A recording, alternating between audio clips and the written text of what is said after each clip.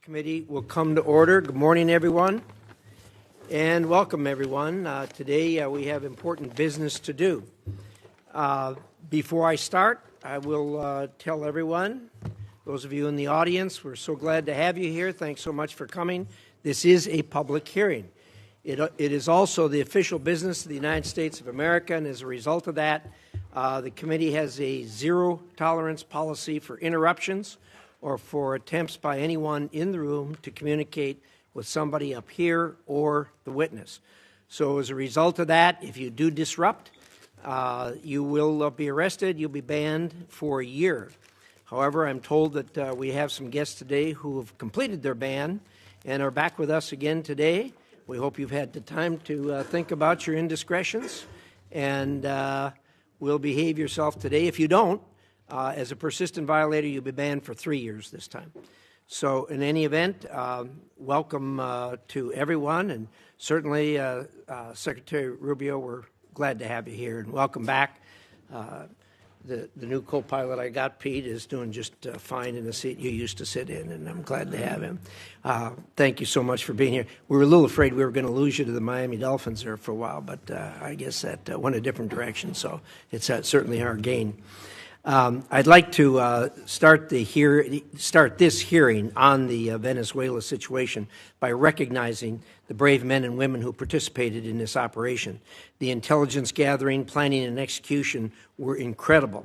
Only the U.S. could have pulled off this mission, and that's only because of the dedication and professionalism of each and every one of our service members. As we know, much of their work is done in secret. But I do hope these people will receive the accolades that they so rightly deserve. I also want to acknowledge the leadership of President Trump that he has shown, and also you, Secretary Rubio. It's no easy job keeping drugs and narco-terrorists off our streets and keeping Americans safe. Thank you for extraditing Nicolas Maduro and bringing him to account for his many crimes against the American people. Let me reiterate a point that I've made many times on the Senate floor. President Trump's actions against narco-terrorists and his capture of Maduro have made America safer. Every American should be thanking Donald Trump and Marco Rubio for what they have done. There are a lot of Americans today who wouldn't be alive if not for your commitment and dedication to stemming the flow of drugs into our country. The actions in Venezuela were limited in scope, short in duration, and done to protect U.S. interests and citizens. What President Trump has done in Venezuela is the definition of the President's Article II constitutional authorities as Commander-in-Chief, and wholly consistent with what other presidents' efforts and what they have done and actions they have taken to protect the American people from threats in our own hemisphere. In fact, President George H.W. Bush authorized similar, but much broader and more extensive military operations to arrest and bring Panama's Manuel Noriega to the United States to stand trial for drug-related charges. In that case, President Bush deployed more than 9,000 troops into Panama for more than a month.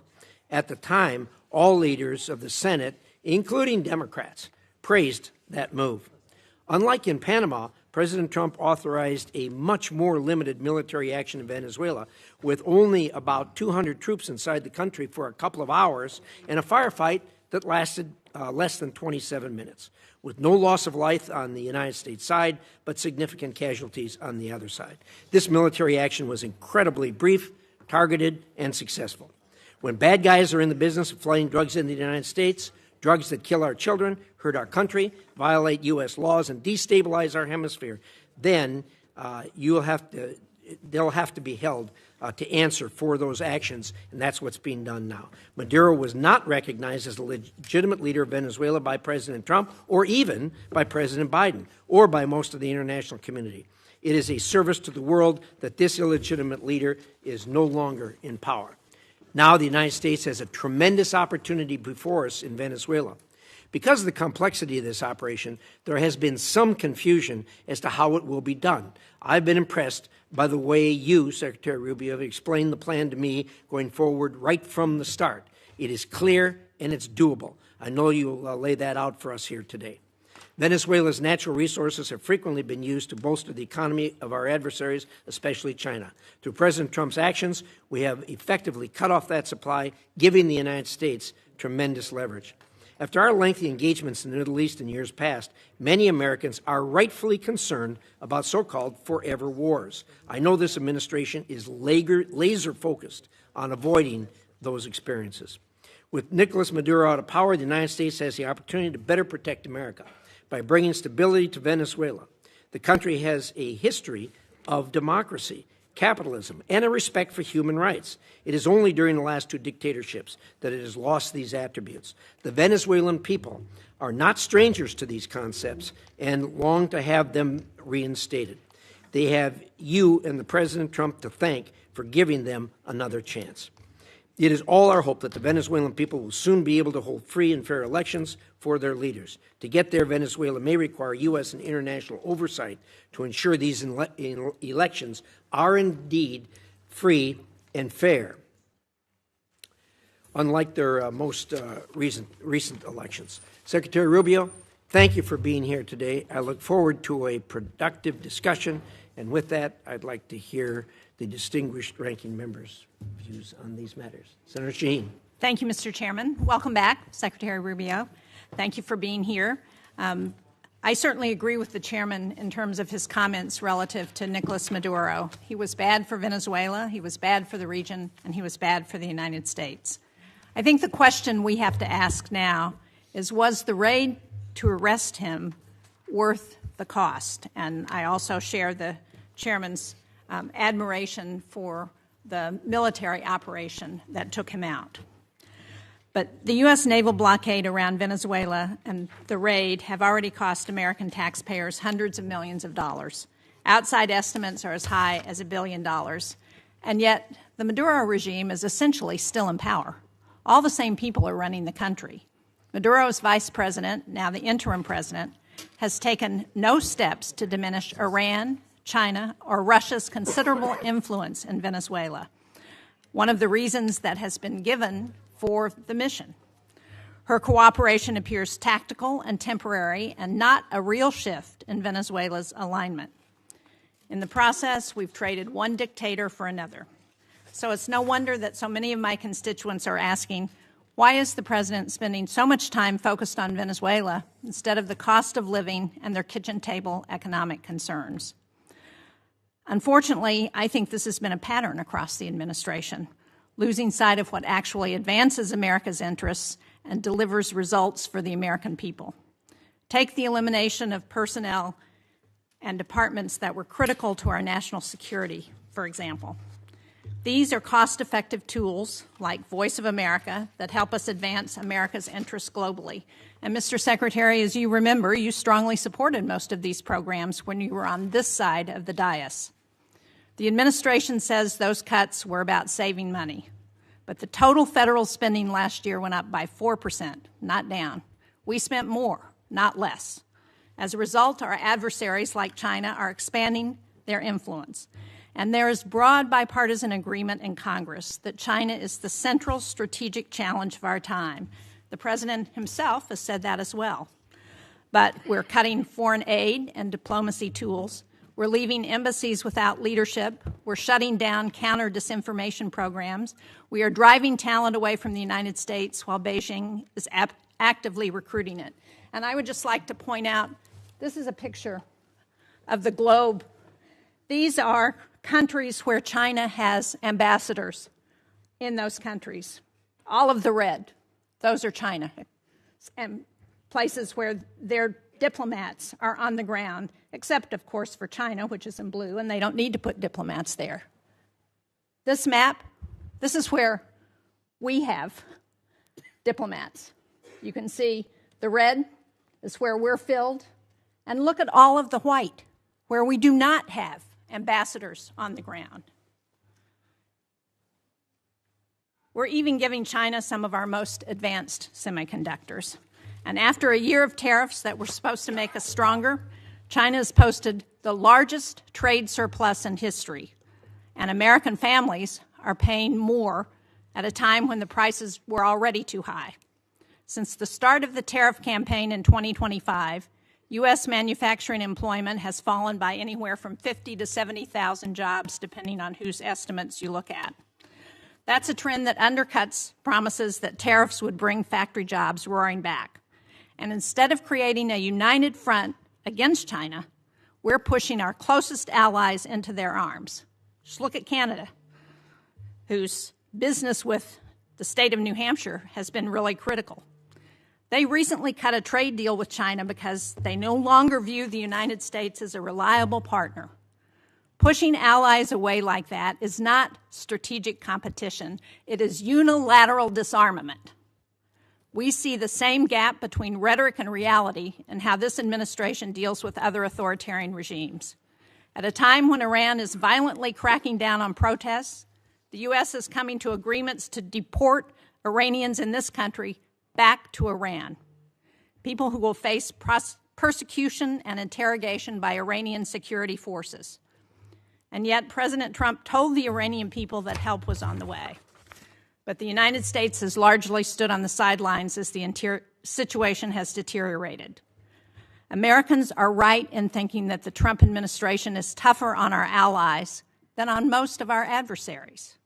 I just returned from Denmark, where I met with Danish and Greenlandic leaders. Senator Coons was also on that trip. He led it. What I heard directly is that President Trump's threats to take Greenland have shaken public confidence in the United States to the core. And this from an ally who first recognized the new United States of America in 1792, has fought on our side in both world wars and in Afghanistan.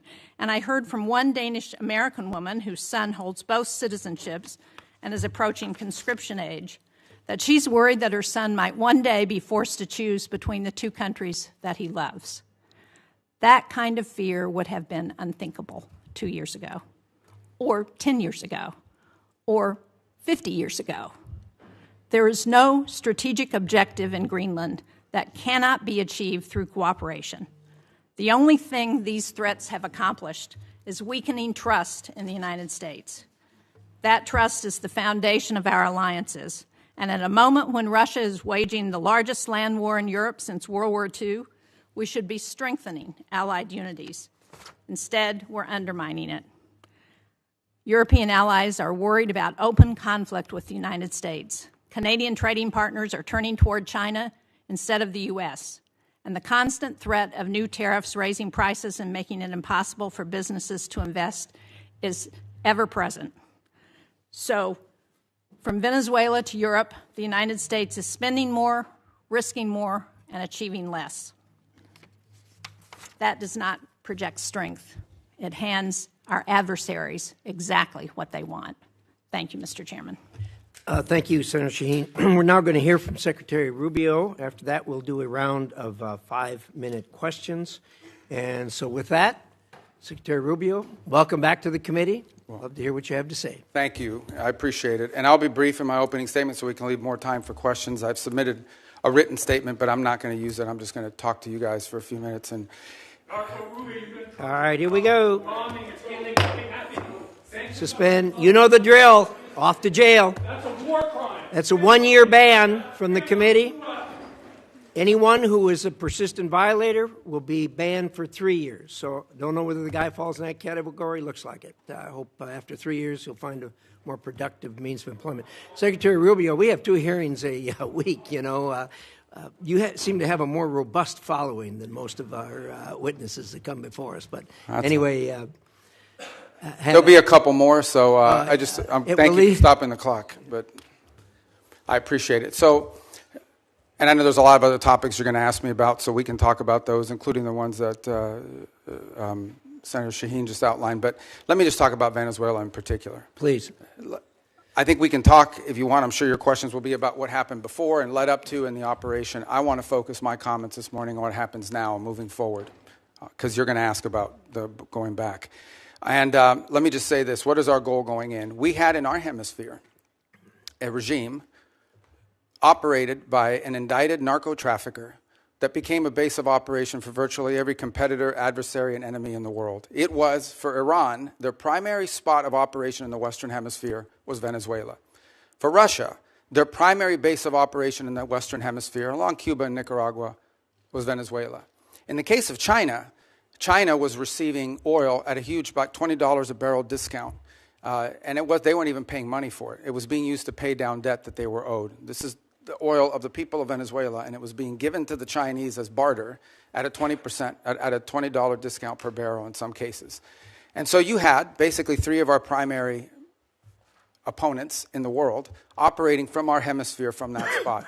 It was also a place where you had a narco-trafficking regime that openly cooperated with the FARC and the ELN and other drug trafficking organizations using their national territory. It was an enormous strategic risk for the United States, not halfway around the world, not in another continent, but in the hemisphere in which we all live. And it was having dramatic impacts on us, but also on Colombia and on the Caribbean basin and all sorts of other places. It was an untenable situation, and it had to be addressed.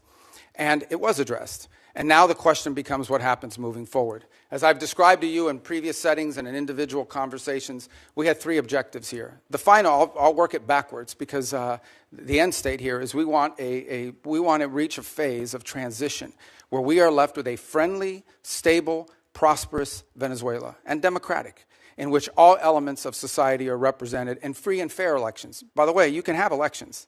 You can have elections all day. But if the opposition has no access to the media, if opposition candidates are routinely dismissed and unable to be on the ballot because the government, those aren't free and fair elections.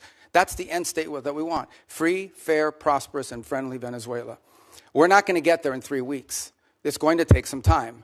And so objective number one was stability. In the aftermath of the removal of Maduro, the concern was what happens in Venezuela. Is there civil war? Do the different factions start going at each other? Are 1 million people crossing the border into Colombia? All of that has been avoided. And one of the primary ways that it has been avoided is the ability to establish direct, honest, respectful, but very direct and honest conversations with the people who today control the elements of that nation, meaning the law enforcement, the government apparatus, etc. And one of the tools that's available to us is the fact that we have sanctions on oil. There is oil that is sanctioned that cannot move from Venezuela because of our quarantine. And so what we did is we entered into an arrangement with them. And the arrangement is this. On the oil that is sanctioned and quarantined, we will allow you to move it to market. We will allow you to move it to market at market prices, not at the discount China was getting. In return, the funds from that will be deposited into an account that we will have oversight over. And you will spend that money for the benefit of the Venezuelan people. Why was that important? Venezuela was running out of storage capacity. Okay? They were producing oil, they were drilling oil, they had nowhere to put it. They had nowhere to move it, and they were facing a fiscal crunch.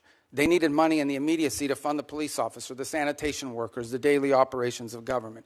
And so we've been able to create a short-term mechanism. This is not going to be the permanent mechanism, but this is a short-term mechanism in which the needs of the Venezuelan people can be met through a process that we've created where they will submit every month a budget of this is what we need funded. We will provide for them at the front end what that money cannot be used for. And they've been very cooperative in this regard. In fact, they have pledged to use a substantial amount of those funds to purchase medicine and equipment directly from the United States. As in fact, one of the things they need is diluent, depending how you want to pronounce it. And that basically is the light crude that you need to mix with their heavy crude in order for the oil to be able to be mixed and moved. They used to get 100% of that from Russia. They are now getting 100% of that from the United States. So we're using that short-term mechanism both to stabilize the country, but also to make sure that the oil proceeds that are currently being generated through the licenses we'll now begin to issue on the sanctioned oil goes to the benefit of the Venezuelan people, not to fund the system that existed in the past. The second is a period of recovery, and that is the phase in which you want to see a normalized oil industry. Again, look, we've got plenty of oil. There's plenty of oil all over the world. Canada produces heavy crude, so it's not like Venezuela's oil is unique in that regard, despite the fact they have the largest known reserves in the world. It's not irreplaceable. But we understand that that is the lifeline. Their natural resources are going to allow Venezuela to be stable and prosperous moving forward. And so we have created what we hope to do is transition to a mechanism that allows that to be sold in a normal way, a normal oil industry, not one dominated by cronies, not one dominated by graft and corruption. To that end, the authorities there deserve some credit. They have passed a new hydrocarbon law that basically eradicates many of the Chavez-era restrictions on private investment in the oil industry. It probably doesn't go far enough to attract sufficient investment, but it's a big step from where they were 3 weeks ago. So that's a major change. We can address some of the other components, but I'll run out of time. But one of the parts of the transition phase, or the recovery phase, is beginning to create space for different voices inside of Venezuelan politics to have an ability to speak out. Part of that is the release of political prisoners. By some estimates, up to 2,000. They are releasing them. They are releasing them probably slower than I would like them to, but they are releasing them. And in fact, you're starting to see some of the people being released beginning to speak out and participate in political life in the country. We have a long ways to go. Look, we can talk in more detail about all of these things. Suffice it to say, I'm not here to claim to you this is going to be easy or simple. I am saying that in 3.5, almost 4 weeks, we are much further along on this project than we thought we would be, given the complexities of it going into it. And I recognize that it won't be easy. I mean, look, at the end of the day, we are dealing with people over there that have spent most of their lives living in a gangster paradise. So it's not going to be like from one day to the next, we're going to have this thing turn around overnight. But I think we're making good and decent progress. It is the best plan, and we are certainly better off today in Venezuela than we were 4 weeks ago. And I think and hope and expect that we'll be better off in 3 months, in 6 months, in 9 months than we would have been had Maduro still been there. So thank you. Well, thank you, Secretary Rubio. We'll now do a round of questions, 5 minutes each. I'd like to start, and I'd ask you to go. I understand we're not in a classified setting, but I think a lot of people had no understanding of the groundwork that was done before the actual action took place. I was incredibly impressed with what you told me about how you, the President, negotiated with parties there on the ground, particularly the parties who were going to be in charge after Maduro was removed. And I wonder if you could talk about that for a minute, understanding that we aren't in a classified setting.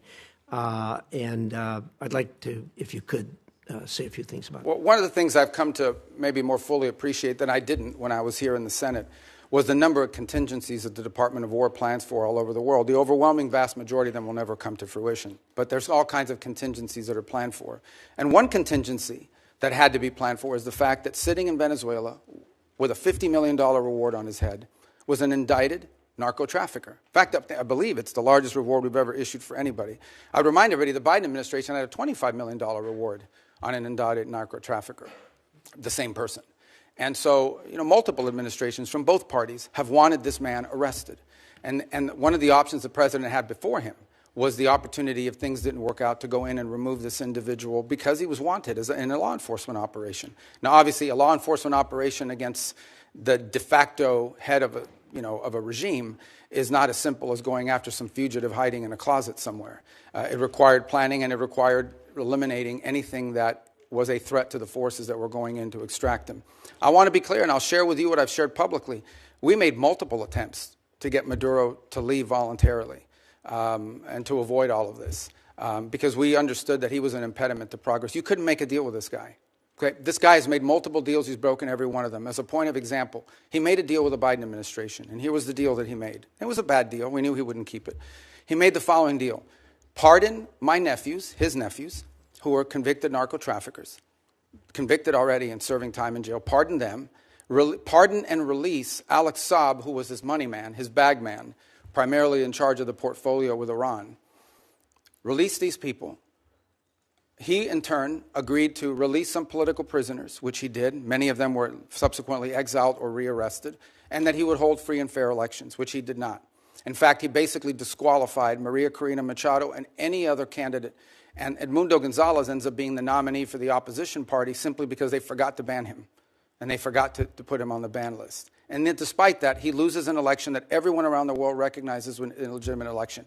So he's made previous deals. In fact, he's broken so many deals, not even the Vatican has been willing to interact with Maduro in the past because he's broken so many of these deals. He's just simply not a guy you can make a deal with. He had no intent of keeping it. What he wanted to do was tap us along and buy 3 years of time until he could deal with a new administration that he thought may be more favorable, et cetera.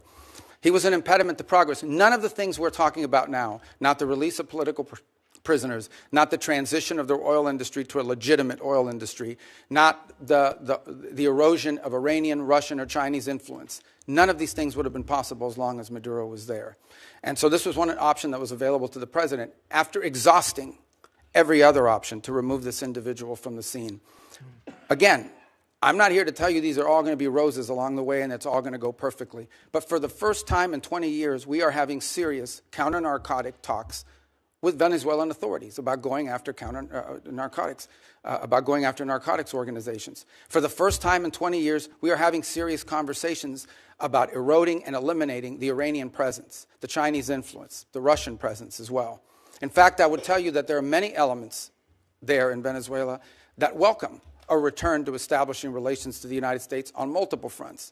We are at the end talking about a Western country that has a long history of cooperation and work with the United States. At one time, Venezuela, pre-Chavez, was a very strong U.S. ally. And we hope to get back to that point. We're not there. This thing still is in its infancy.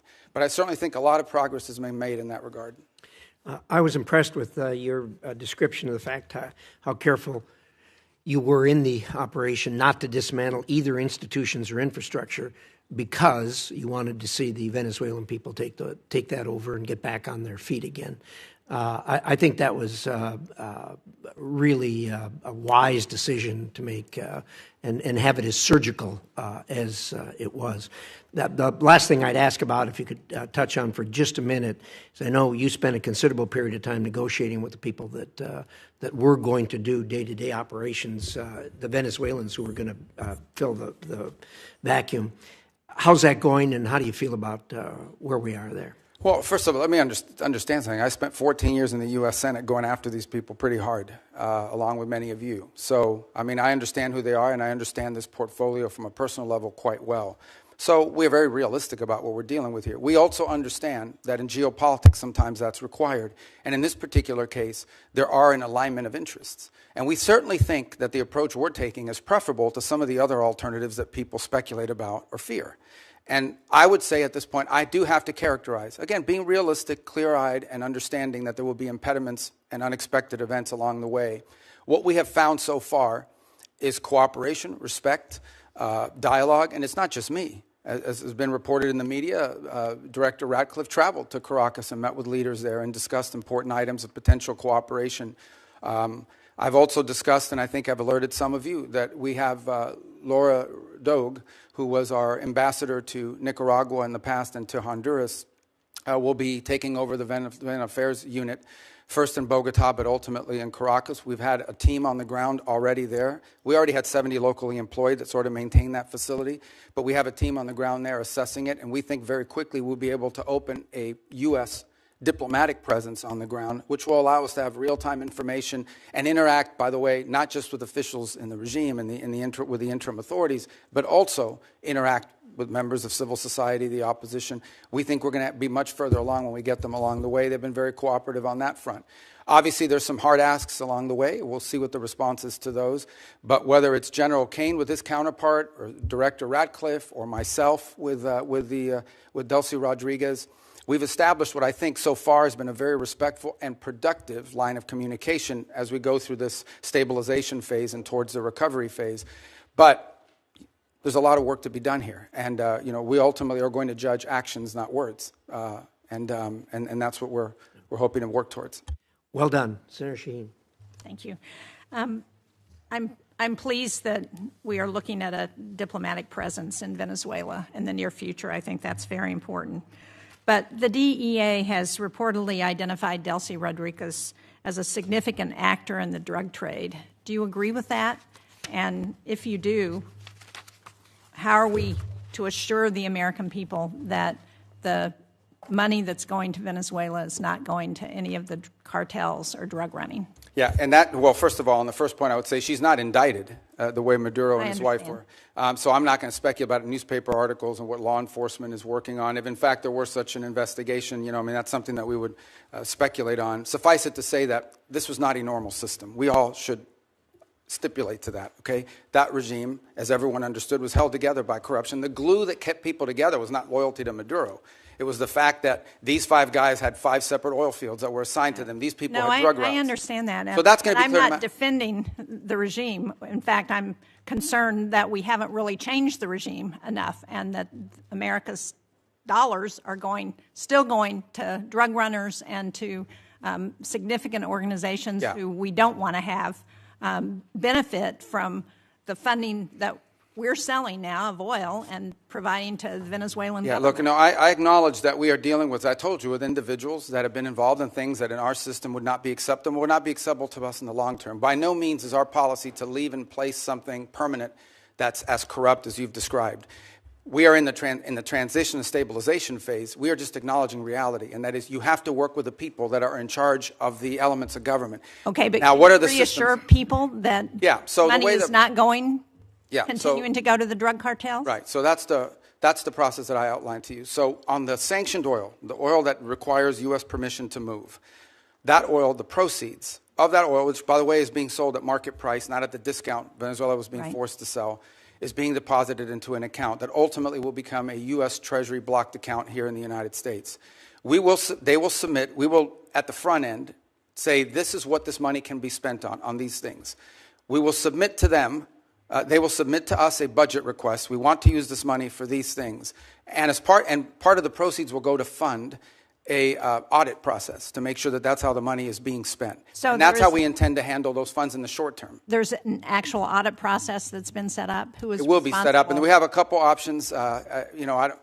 One option is the XM Bank. They have expertise as bankers and being able to do some of that option. There may be some others in place. We haven't finalized what that audit process would be. We've only made one payment, and that payment we did, and retrospectively will be audited. But it was important we made that payment because they had to meet payroll. They had to keep sanitation workers, police officers, government workers on staff. It was a $300 million payment. Right. So it's been reported that the oil sold for $500 million, that $300 million went to Venezuelan government. What happened to the other $200 million? It's still sitting in the account, is my understanding at this time. The account in Qatar? Well, the account, yes, but that will ultimately be that's a short-term account. Ultimately, it will be a U.S. Treasury blocked account in the United States. And will it also be audited? Correct. Well, the audit will be on the expenditures. At the front end, we'll tell them this is what the money can be spent on. Again, I'm not talking about all the other revenues the Venezuelan government may have. We're talking about the revenues from the sanctioned oil. At the front end, we will say this is what the allowable expenses are. And then they will agree to fund, as part of the overall cost, they will pay for and fund an audit system acceptable to us to ensure that that's how the money was spent. And can you report to this committee once that audit system is set up? Oh, absolutely, yeah. I'd like to change the topic in my short time that I have left, because when you were a member of this committee, you authored legislation to prevent President Trump from unilaterally leaving NATO, you and Senator Kaine. Do you still believe that the U.S. benefits from NATO? We do. I mean, but NATO needs to be reimagined as well in terms of the obligations. And this is not new to this president. Multiple presidents have complained about it. I agree. I think this president just complains about it louder than other presidents. Well, I'm just trying to be get a clear answer on where this administration stands relative to NATO, because it's been a very fuzzy message over the last year. And do you agree that we're stronger in confronting China when we do so with like-minded partners, and that China is still the number one threat that we face in the United States? Yeah, but our like-minded partners have to have capability, and that's been part of the problem, is the erosion in European defense capabilities, because they've taken vast amount of the monies. These are rich countries, and because of the NATO umbrella, it gave them the flexibility to spend a tremendous amount of their revenues on social programs and not on defense. Now, maybe that trend line will begin to change. Well, it's already begun to change, frankly, and thanks. And I think the president deserves credit for that, for the fact that there is now a commitment for 5% of GDP to be spent on defense. But part of that strength also comes not just from having the mechanism, the military might, but it also comes from the unity with our allies. And to the extent to which that unity is undermined, like the talk about Greenland and antagonizing Denmark, then it undermines NATO's ability. And the only people who are excited about that are Vladimir Putin and President Xi. Yeah. Well, I would say that I think our alliances in NATO ultimately are something that's going to work out. Our partners understand the importance of the U.S. presence in NATO. Without the U.S., there is no NATO. And we understand that in order for NATO to be stronger, our partners need to be stronger. And one of the things we've explained to our allies in NATO is the United States is not simply focused on Europe. We also have defense needs in the Western Hemisphere. We have defense needs in the Indo-Pacific. And it will require us. We may be the richest country in the world, but we don't have unlimited resources. And as we reassign exactly why we want to have allies and partners to help us as we're looking at conflicts around the world.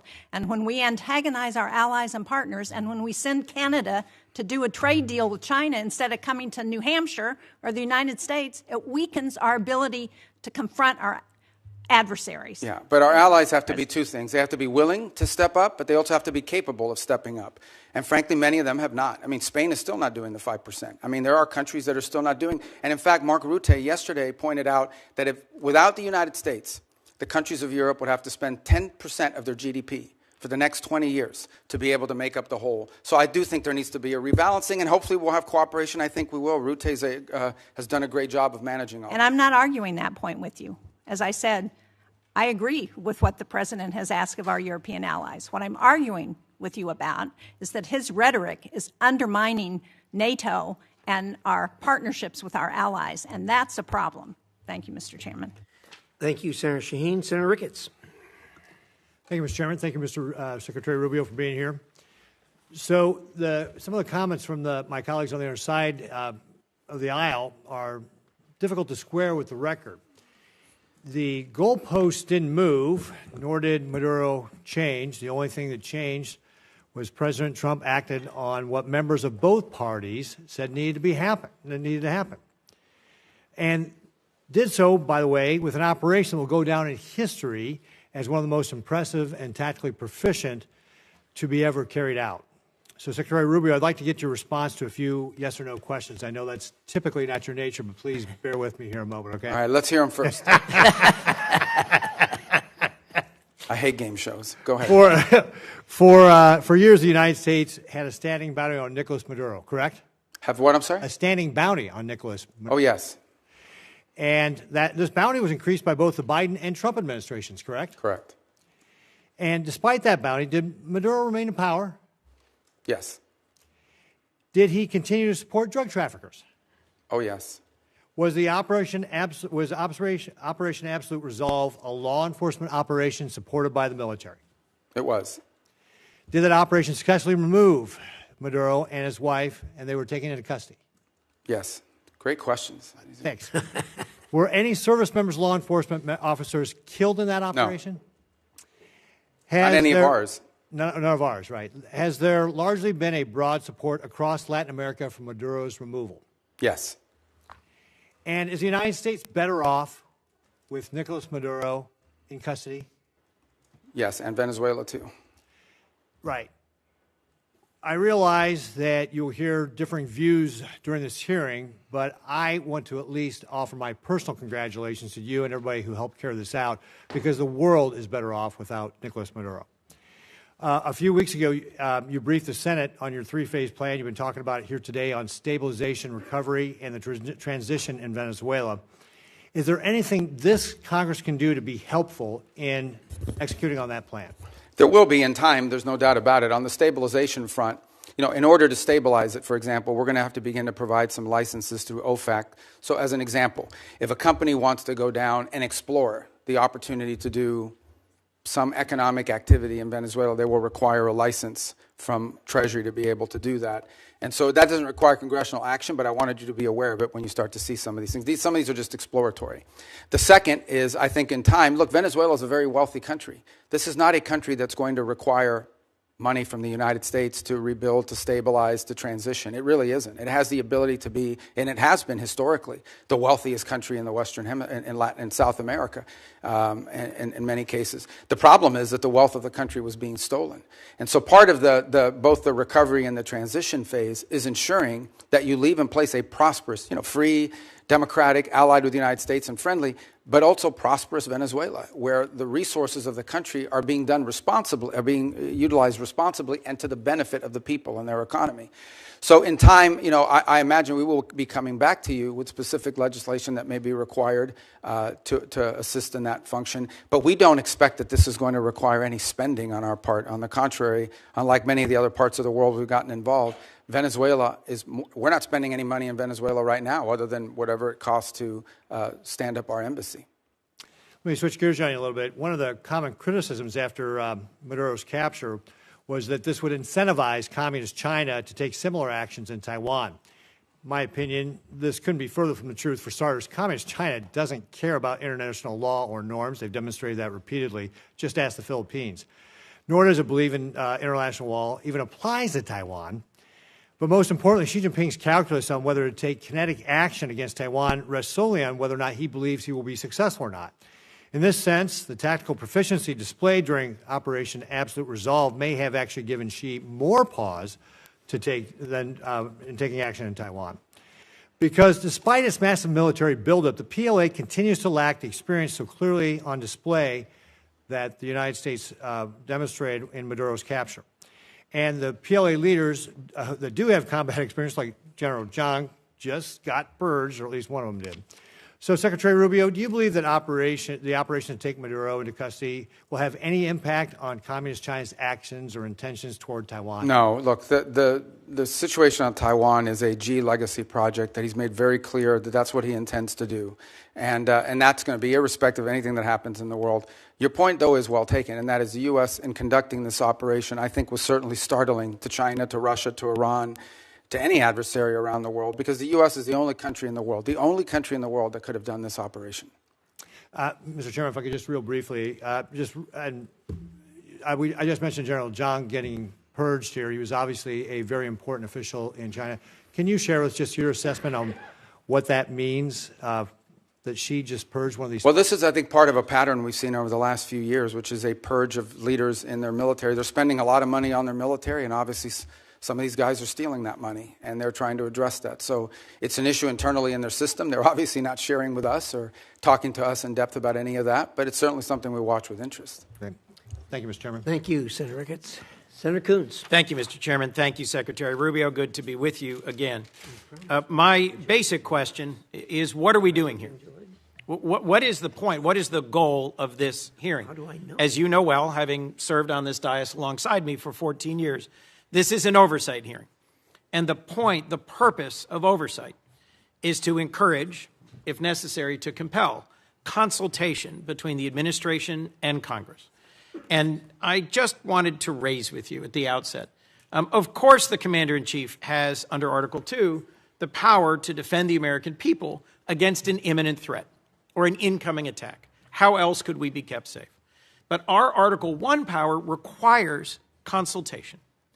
I'll agree with all of my colleagues. Nicolas Maduro is a bad guy. He was indicted. There was a bounty on his head over several administrations. His removal, flawlessly executed by American troops, thankfully none of them hurt, did cost the lives of 75 to 100 Venezuelans and Cubans, was a dangerous and high-risk maneuver.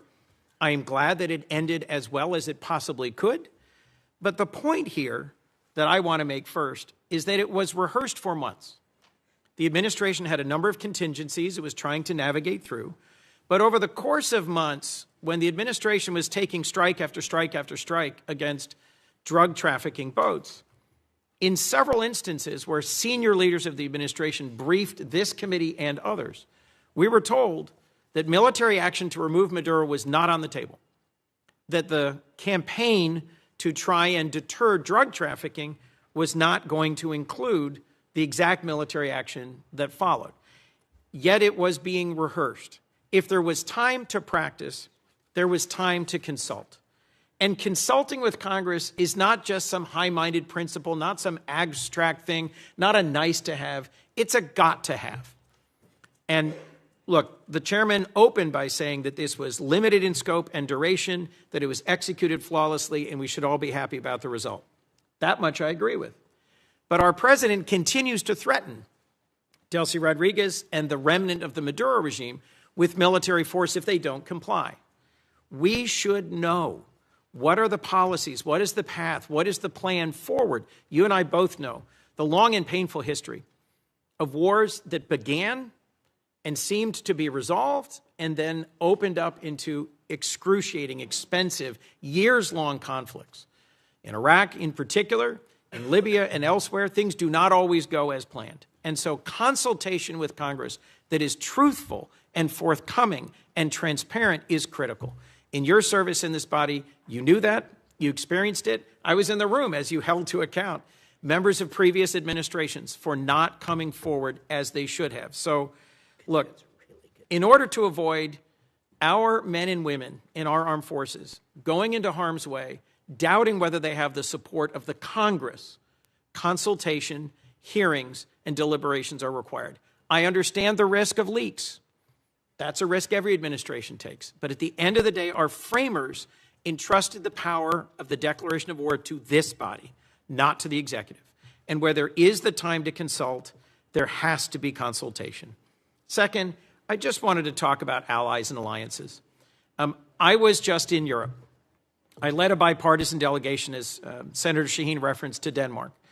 And our president's comments about NATO, about Denmark, and his attempts to coerce Denmark into giving up Greenland are appalling.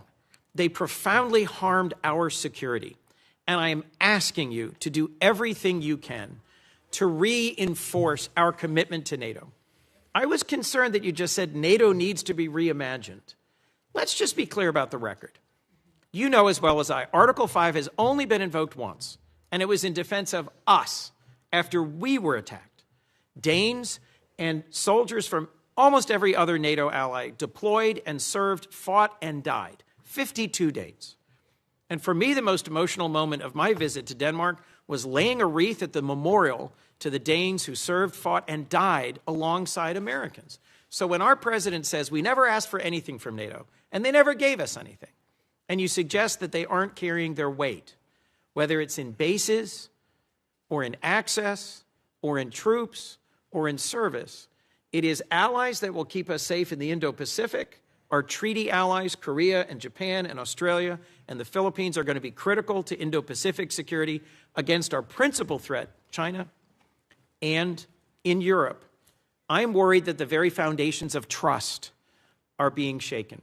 Our democracy depends on consultation with Congress that is truthful and timely, and the confidence of our allies depends on them knowing where we're going next. Today, an armada is steaming towards Iran.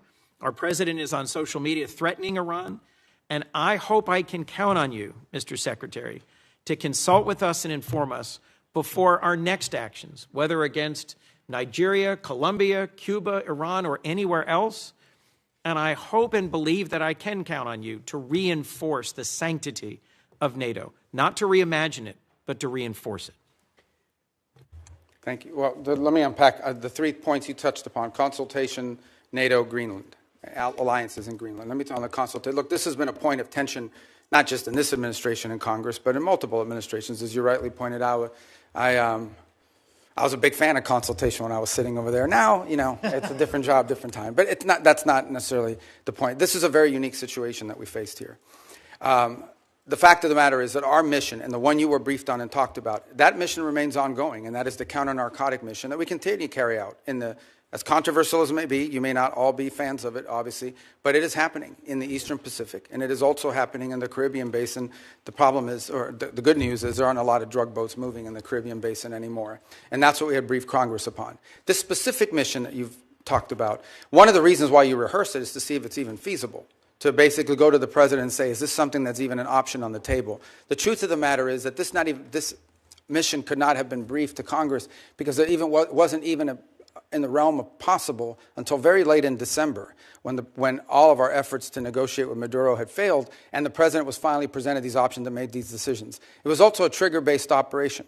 It may never have happened. It required a number of factors to all align at the right place at the right time in a very limited window, and it wasn't even clear if it was ever going to be possible.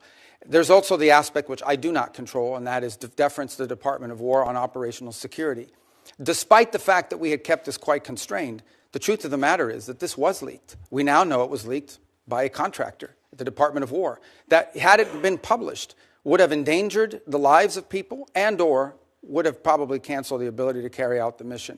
So this is a real tension, and one that I'm doing the best I can to try to manage within the constraints of two things: operational security and also decisions being made. There are multiple contingencies for events all over the world, including some that none of us think were ever going to come to fruition. And in this particular case, one of the reasons why you rehearse these things in advance is to know whether it's even possible. Is this even doable? And what are the risks associated with doing? So you can present options to the president, who ultimately makes these decisions. In the case of reimagining NATO, it most certainly has to be reimagined. And the reason why it has to be reimagined is not because its purpose is reimagined. Its capabilities have to be reimagined. Let me give you as a point of example. There's a lot of talk about security guarantees. And it's something that there's general agreement about now with the case of Ukraine. But those security guarantees basically involve the deployment of a handful of European troops, primarily French in the UK, and then a U.S. backstop. But in fact, the security guarantee is the U.S. backstop. It is not and I'm not diminishing the fact that some countries in Europe are willing to place troops in a post-war Ukraine. What I'm pointing out is that is irrelevant without the U.S. backstop. And the reason why you need such a strong U.S. backstop is because our allies and our partners have not invested enough in their own defense capabilities over the last 20 or 30 years. Now, hopefully that's going to change. Hopefully that is changing. And in some cases and in some particular countries, it's already changed. But this is a fact that we cannot ignore. NATO is going to be stronger if our allies are more capable, especially, and here's the reality, whether we want to accept it or not, we have interests all over the world. We have interests in the Middle East, we have interests in the Western Hemisphere, and we most certainly have interests in the Indo-Pacific. A number of you have already pointed out that China is the chief challenge. We can't have the same soldiers or the same ships in both Europe and in the Indo-Pacific. We have to pick. No matter how many ships we build, no matter how many capabilities we grow, we're going to have to make these adjustments. And the stronger our partners are in NATO, the more flexibility the United States will have to secure our interests in different parts of the world. That's not an abandonment of NATO. That is a reality of the 21st century and the world that's changing now. In the case of Greenland, I'll say we're in a good place right now. We had excellent meetings with the Secretary General of NATO. In fact, even as I speak to you now, there'll be some technical level meetings between us and our partners in Greenland and Denmark on this issue. And I think we have in place a process that's going to bring us to a good outcome for everybody. The President's interest on Greenland has been clear. It's a national security interest. It's a long-standing interest that predate this administration. It's one that our allies acknowledge is real. I think we're going to get something positive done. We're going to begin that process in a very professional, straightforward way. It begins today, and it'll be a regular process. We're going to try to do it in a way that isn't like a media circus every time these conversations happen, because we think that creates more flexibility on both sides to arrive at a positive outcome. And I think we're going to get there. And I thought it was noteworthy and important that despite your concerns, the President at his speech in Davos made very clear that the United States was not going to use force or military force in Greenland. So I think we're going to wind up in a good place. We got a little bit of work to do, but I think we're going to wind up in a good place. And I think you'll hear the same from our colleagues in Europe very shortly. Mr. Secretary, the Gang of Eight has never leaked. Senator, it is critical that you consult with Congress. For us to be safe, our allies have to trust us. And for this committee to do our work, we have to trust you. Let's work together to restore that. Thank you, Senator Coons. Senator McCormick. Mr. Secretary, thank you for being here. Defending American interests in the face of Russian, Iranian, and Chinese encroachment in the Western Hemisphere is a key to the Trump corollary of the Monroe Doctrine. But Venezuela's new interim leader, in her public commentary at least, defends their ties to Russia, Iran, and the PRC, and had said this week had enough of U.S. interference. So beyond the oil leverage, which you talked about in your testimony, what steps is the administration taking to demand from the interim government to put incentives in place to ensure that they prevent malign actors, foreign terror organizations, and so forth from continuing to have influence and safe haven in Venezuela? Yeah, it's I mean, yes, there's leverage. And I wouldn't just say oil. I think anything that's sanctioned in Venezuela, will, in order for them to normalize it, will require cooperation with the United States. But it's not just leverage. It's also their national interest. It's an alignment of their interest. The truth of the matter is that the United States will be a far better partner for a future Venezuelan government that's free and democratic, and even for the current authorities, than some of the partners they've signed up with now. Frankly, we think it's not in Venezuela's interest to have an Iranian presence or the sale of Iranian weaponry or anything like that into their country. So I think there's alignment there. We think and can argue that some of these criminal elements, which they've allowed to act with impunity in parts of their country, is a deal with the devil. In the short term, it provided revenues to some corrupt regime officials, but in the long term has created real destabilization, not for just them, by the way, but also for Colombia. Just understand something. The FARC dissidents and the ELN operate with impunity from Venezuelan territory. They control Venezuelan territory. Yeah. And some of that was through deals with individuals aligned with the regime because they made money off of that. But we don't think that's in the long-term interest.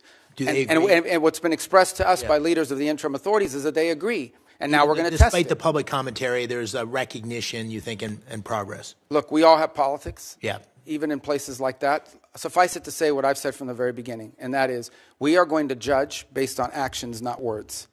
And that's going both ways. You can tell us you're going to do all these great things. If you don't do them, you didn't do them. Or you can say, I'm not going to do these great things, but if you do them, you did them. Good. And I think we can point to some things now that show you, just as an example. Think about it. Within 2.5 weeks of Maduro's removal, they passed reforms to their hydrocarbon laws, which basically roll back many of the Chavez-era restrictions on private ownership and investment in their country. It doesn't go far enough. It probably needs to do more, but that's extraordinary. That never would have happened 2 or 3 weeks ago. It certainly wouldn't have happened if Maduro was still there. So I think these are signs of progress. Do they still have political prisoners? They do. But many are increasingly being released every single day, and some are actually being released and beginning to speak out again. And we're going to watch very closely how they're treated and how that happens, because that'll be part of how we judge them and their actions. You touched on my second question, which is this long history of a very sordid history for outside investors coming into Venezuela. And the president and you had a meeting with our energy leaders in the Oval Office to talk about the opportunity to invest. And there was, worries about the safety of investing.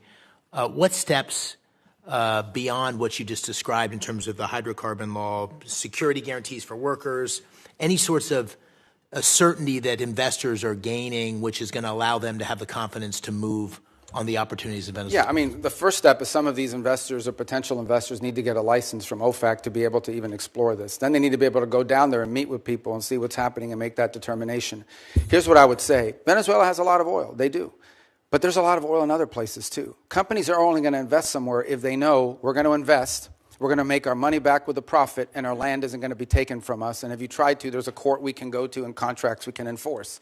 That's the level of certainty that we're talking in terms of security. And that's part of this transition process. That's part of this recovery process, is to normalize their industry. Because if not, they'll just invest the money in Guyana, or they'll just invest the money in some other part of the world that has oil. They're not going to risk it. So it's to their benefit to have set up a normal, transparent process that encourages foreign investment, not just in oil, by the way, and other natural resources, but in other sectors of their economy.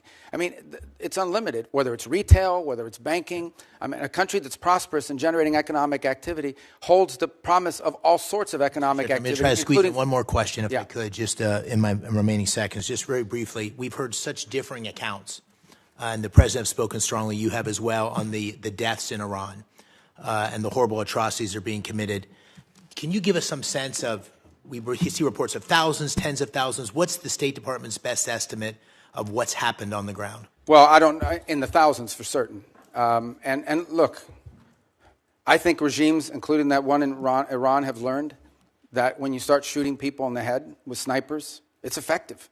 I mean, it works, and they've done it, and it's horrifying. And that's what we've seen. That regime is probably weaker than it has ever been.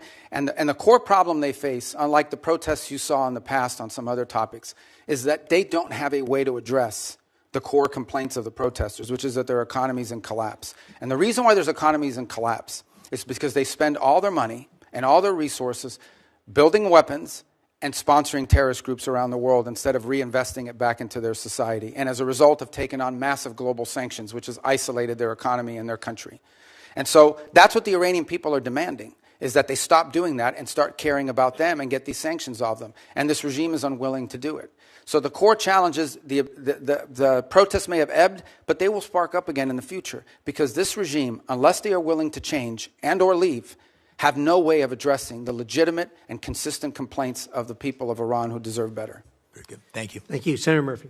Thank you very much, Mr. Chairman. Listen, I think the scope of the project that you are undertaking in Venezuela is without precedent. You are taking their oil at gunpoint. You are holding and selling that oil, putting for now the receipts in an offshore Middle Eastern account. You're deciding how and for what purposes that money is going to be used in a country of 30 million people. I think a lot of us believe that that is destined for failure. And I know that you're telling us today just to be patient. But a month later, we have no information on a timetable for a democratic transition. Maduro's people are still in charge. Most of the political prisoners are in jail. And by the way, those that have been let out have a gag order on them from the government. The opposition leader is still in exile. This looks already like it is a failure. You say you're in serious talks, but as you note, the Venezuelans are great at being in serious talks. They almost never deliver. So I'm just going to give you my three questions and hope that you'll answer them, because I do think we want to try to understand how to judge the efficacy of this as time goes on, because I worry you won't be back before this committee anytime soon, and to understand whether this is just facilitating corruption. both in Venezuela and here at home. So here are my three questions. First, reports are that you've given no-bid licenses to two companies to sell Venezuela's oil. One of them is a massive donor to the president. To many Americans, that reeks. And so my question is, can you commit that partners for future sales are going to be chosen through a fair, open selection process? Second, if Delcy Rodriguez, who is an unelected leader, the head of Maduro's torture operation, is still in power 6 months from now, does that mean that your policy is a success or failure? How do we judge when we've had enough of Rodriguez? And third, in your testimony, you reserved the right to use force again in the future if the Venezuelan government isn't complying with your requests. So if, for instance, they refused to give you access to the oil in the future, if they said, we're just going to keep it for ourselves, would this cause you to consider military action? And do you concede that if you're using military action simply to try to compel cooperation from the government, you absolutely need congressional authorization for that? So if you can answer those three questions. So the first question was about the trading companies. The second is about Delcy still in power 6 months from now. 6 months from now. And the third is on the use of force. Yes. Okay. On the first one, the two traders. So here's the problem we faced. The problem we faced in the short term is they had no place to put oil. They were running out of storage capacity for their oil. We had to move that oil to market very quickly. The only way to move it to market very quickly is to plug into these two primary trade companies that could sell it in the open market. That is not the permanent outcome here. That is a short-term fix to a short-term problem, which is they were literally storing oil. They brought in tankers and had tankers sitting offshore just to hold their oil. At some point, their capacity to produce was going to be shut down and their ability to generate revenue. So we had to move that oil very quickly. The long-term plan is not those two trading companies. The long-term plan is for them to have a normal energy program that sells directly into the market, directly, to refineries and to companies that are exploiting and exploring it. For example, Chevron has operations there that never stopped. They seek to expand those operations. They don't need those trading companies. So those trading companies were a short-term fix for a very acute problem because we wanted to prevent societal collapse because they had no money for revenue. On the second point about her being still in power, look, let me say this, a couple things. This is not unprecedented. I can point to a number of places, Spain, Paraguay, two examples of places in which there was a transition, from an autocratic regime to a democratic regime, and it took time. I can't give you a timeline of how long it takes. It can't take forever. It's not even been 4 weeks since Maduro was reduced. A year, two Well, I think years? we need to be, let me put it to you this way, we need to be much further along 6 months from now, even 3 months from now. That may not be satisfactory to you, but I'm saying we have to be much further along 3, 4, 5 months. 3 or 4, 5 months from now cannot look like what today looks like. And I think there's acknowledgement on both sides of that. I can probably give you a better answer, and this is not deflecting, when we finally have people on the ground like the ambassador and the team around her on a daily basis that are interacting. Because one thing is for me to pick up the phone and talk to Delcy Rodriguez 3 times a week. Another thing is to have someone on the ground on a daily basis that's following these events, is talking to civil society, but also engaging with interim authorities. But the fact of the matter is that, yes, we want to see quick progress. As you said, it's unprecedented, okay? All I'm saying to you is, before this was stagnant. Before this, we had spent 14 years, you were involved in some of those efforts, 14 years trying to change the dynamic in Venezuela. 13, 12, 11, 10. It was a big part of my career in the Senate was spent on this. This is the first time in over a decade that we see even the glimmer of an opportunity to change conditions. A lot of that will depend on us, but a lot of that will depend on them. And it also will depend on the rest of Venezuelan society. How quickly can we get all these Venezuelans that want to go back to Venezuela and participate in civic and economic life back to Venezuela? That's going to be critical here. We recognize that. So yes, we have to be much further along in 6 months. We expect to be further along. And if we're not, I'll tell you. We'll tell you. On the third point of use of force, look, the president never rules out his options as commander-in-chief to protect the national interest of the United States. I can tell you right now with full certainty, we are not postured to, nor do we intend or expect to have to take any military action in Venezuela at any time. The only military presence you will see in Venezuela is our Marine Guards at an embassy. Okay, that is our goal, that is our expectation, and that is what everything that outlines towards. But that said, if an Iranian drone factory pops up and threatens our forces in the region, the president retains the option to eliminate that threat. I'm asking a more specific question because in your testimony you suggest that you would use force to compel cooperation, for instance, with oil sales. Do you agree that you have to come to Congress to get authorization if you were simply using force to try to compel cooperation? Well, there's two things. There's the it seems like under the War Powers Act. No, under the War Powers Act, if we're going to be involved in something that's going to put us involved in a sustained way, we have to notify you within 48 hours after the fact, and then if it's going to last longer than 60 days, we have to come to Congress with it. We don't anticipate either of these things having to happen. Everything is moving in a very different trajectory right now. On the other hand, if we tell them we don't want to see drones from Iran, as an example, pointed at the United States or threatening our forces or our presence in the region or our allies' presence in the region, and they refuse to comply with that, the president does reserve the option in self-defense to eliminate that threat. We don't see that. We don't anticipate it. But it could happen. But we hope not. We don't want it to happen. On the contrary, if we had to take military action, it would set us back on all these other things that we're talking about. I can tell you military action is not good for recovery and transition. That's not what we hope to see. It's certainly not our goal here. But a lot of that will depend on them. But I think it would require the emergence of an imminent threat of the kind that we do not anticipate at this time. But that's not. They get a vote on that too. Senator Brasso. Thanks very much, Mr. Chairman. Mr. Secretary, great to see you. Congratulations. What you and President Trump have demonstrated in the past year is clearly peace through strength, and I appreciate the leadership from both of you. We've talked a lot about Venezuelan oil. You know, I focus a lot on energy going to China, and 3/4 of all the oil that went from Venezuela out of the country there last year, 75% of it went to China. They got it at deep discounts. Lots of money back to Venezuela through oil for loan deals. Since the start of this blockade, basically Venezuela crude shipments to China have fallen dramatically.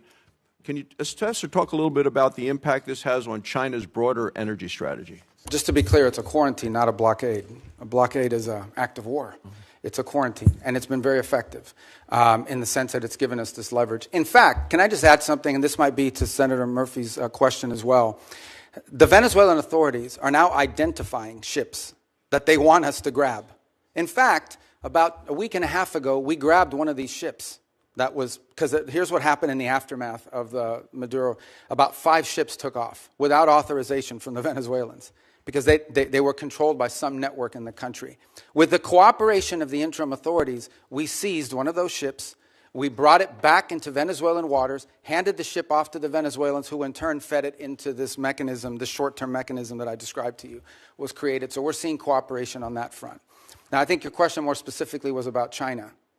Yeah, so look, China can buy Venezuelan oil, but they're going to have to buy it like everybody else in the world is going to have to buy discounts, it. Yeah, at the normal price. And that money is going to flow back to the benefit of the Venezuelan people in a structured way. And I know that in the short term that will involve this mechanism we've described. In the long term, our intention is that it would be governed by a democratically elected government. You know, I mean, that, like a normal country would handle it. But it's not just about oil. There's other economic activity, the full spectrum. I mean, Venezuela was, and still, we're not talking about some third world country here. I mean, we're talking about a country that doesn't just have wealth, it has memory, it has history of economic activity, of people who own chains of pharmacies. I know some of these people, of people who own chains of retail stores, including American retailers who had a presence there. We just want it to be a normal, prosperous country again, not a playground for Iran, Russia, and China in our own hemisphere. And we're going to try to help them get that because we think it serves our national interest. That will require actions on our part, not money, but ultimately that will require them. This is ultimately going to be on the Venezuelan people and Venezuelan society and Venezuelan leaders to make this happen. We're going to be there to help and assist and create the parameters for it, and we feel like we're making really good progress. If we make as much progress over the next 4 weeks as we've made in the last 3.5 weeks, I'll feel very good about that. If it slows down or it gets complicated, I'll certainly let you know. But our anticipation is that we're going to be able to continue to work cooperatively with them because it's in their interest and ours. But I will point out to this. After this operation happened, look at the people who criticized it. I mean, there were others. China, Russia, Iran, Hamas. These were the people that were upset about this strike and this raid and what we did. And I can tell you that in many countries in the Western Hemisphere, there was great pleasure in the fact that Maduro was removed and that it didn't involve an all-out war and an invasion. Since you mentioned Iran, and Senator McCormick mentioned Iran as well, a lot of oil is still going from Iran to China. 1 million barrels a day last year. Lots of that money goes back to Iran, to the dictators, the people that are actually killing others on the street. Can you talk a little bit about what we can do to prevent that from continuing to go and what we're doing to support the Iranian? Some of that is sanctioned oil. This requires the willingness to enforce those sanctions. And obviously that comes with a cost-benefit analysis. The Iranians are also capable of seizing ships and doing that in retribution. But that's certainly something that will be under consideration, and others have done that in the past. And we have seized, for example, weapons shipments in the past that involve Iranian, and in fact, some of the ships, remember, all of these ships that we're seizing with the oil are with court orders. They're either one of two things. We either have a court order from a federal judge that allows us to seize it because it's in violation of a sanction, or it's a flagless vessel in the shadow fleet. And many of these ships here involve Iran. And some of that oil was going to be ultimately transferred to the excess refining capacity that China currently has.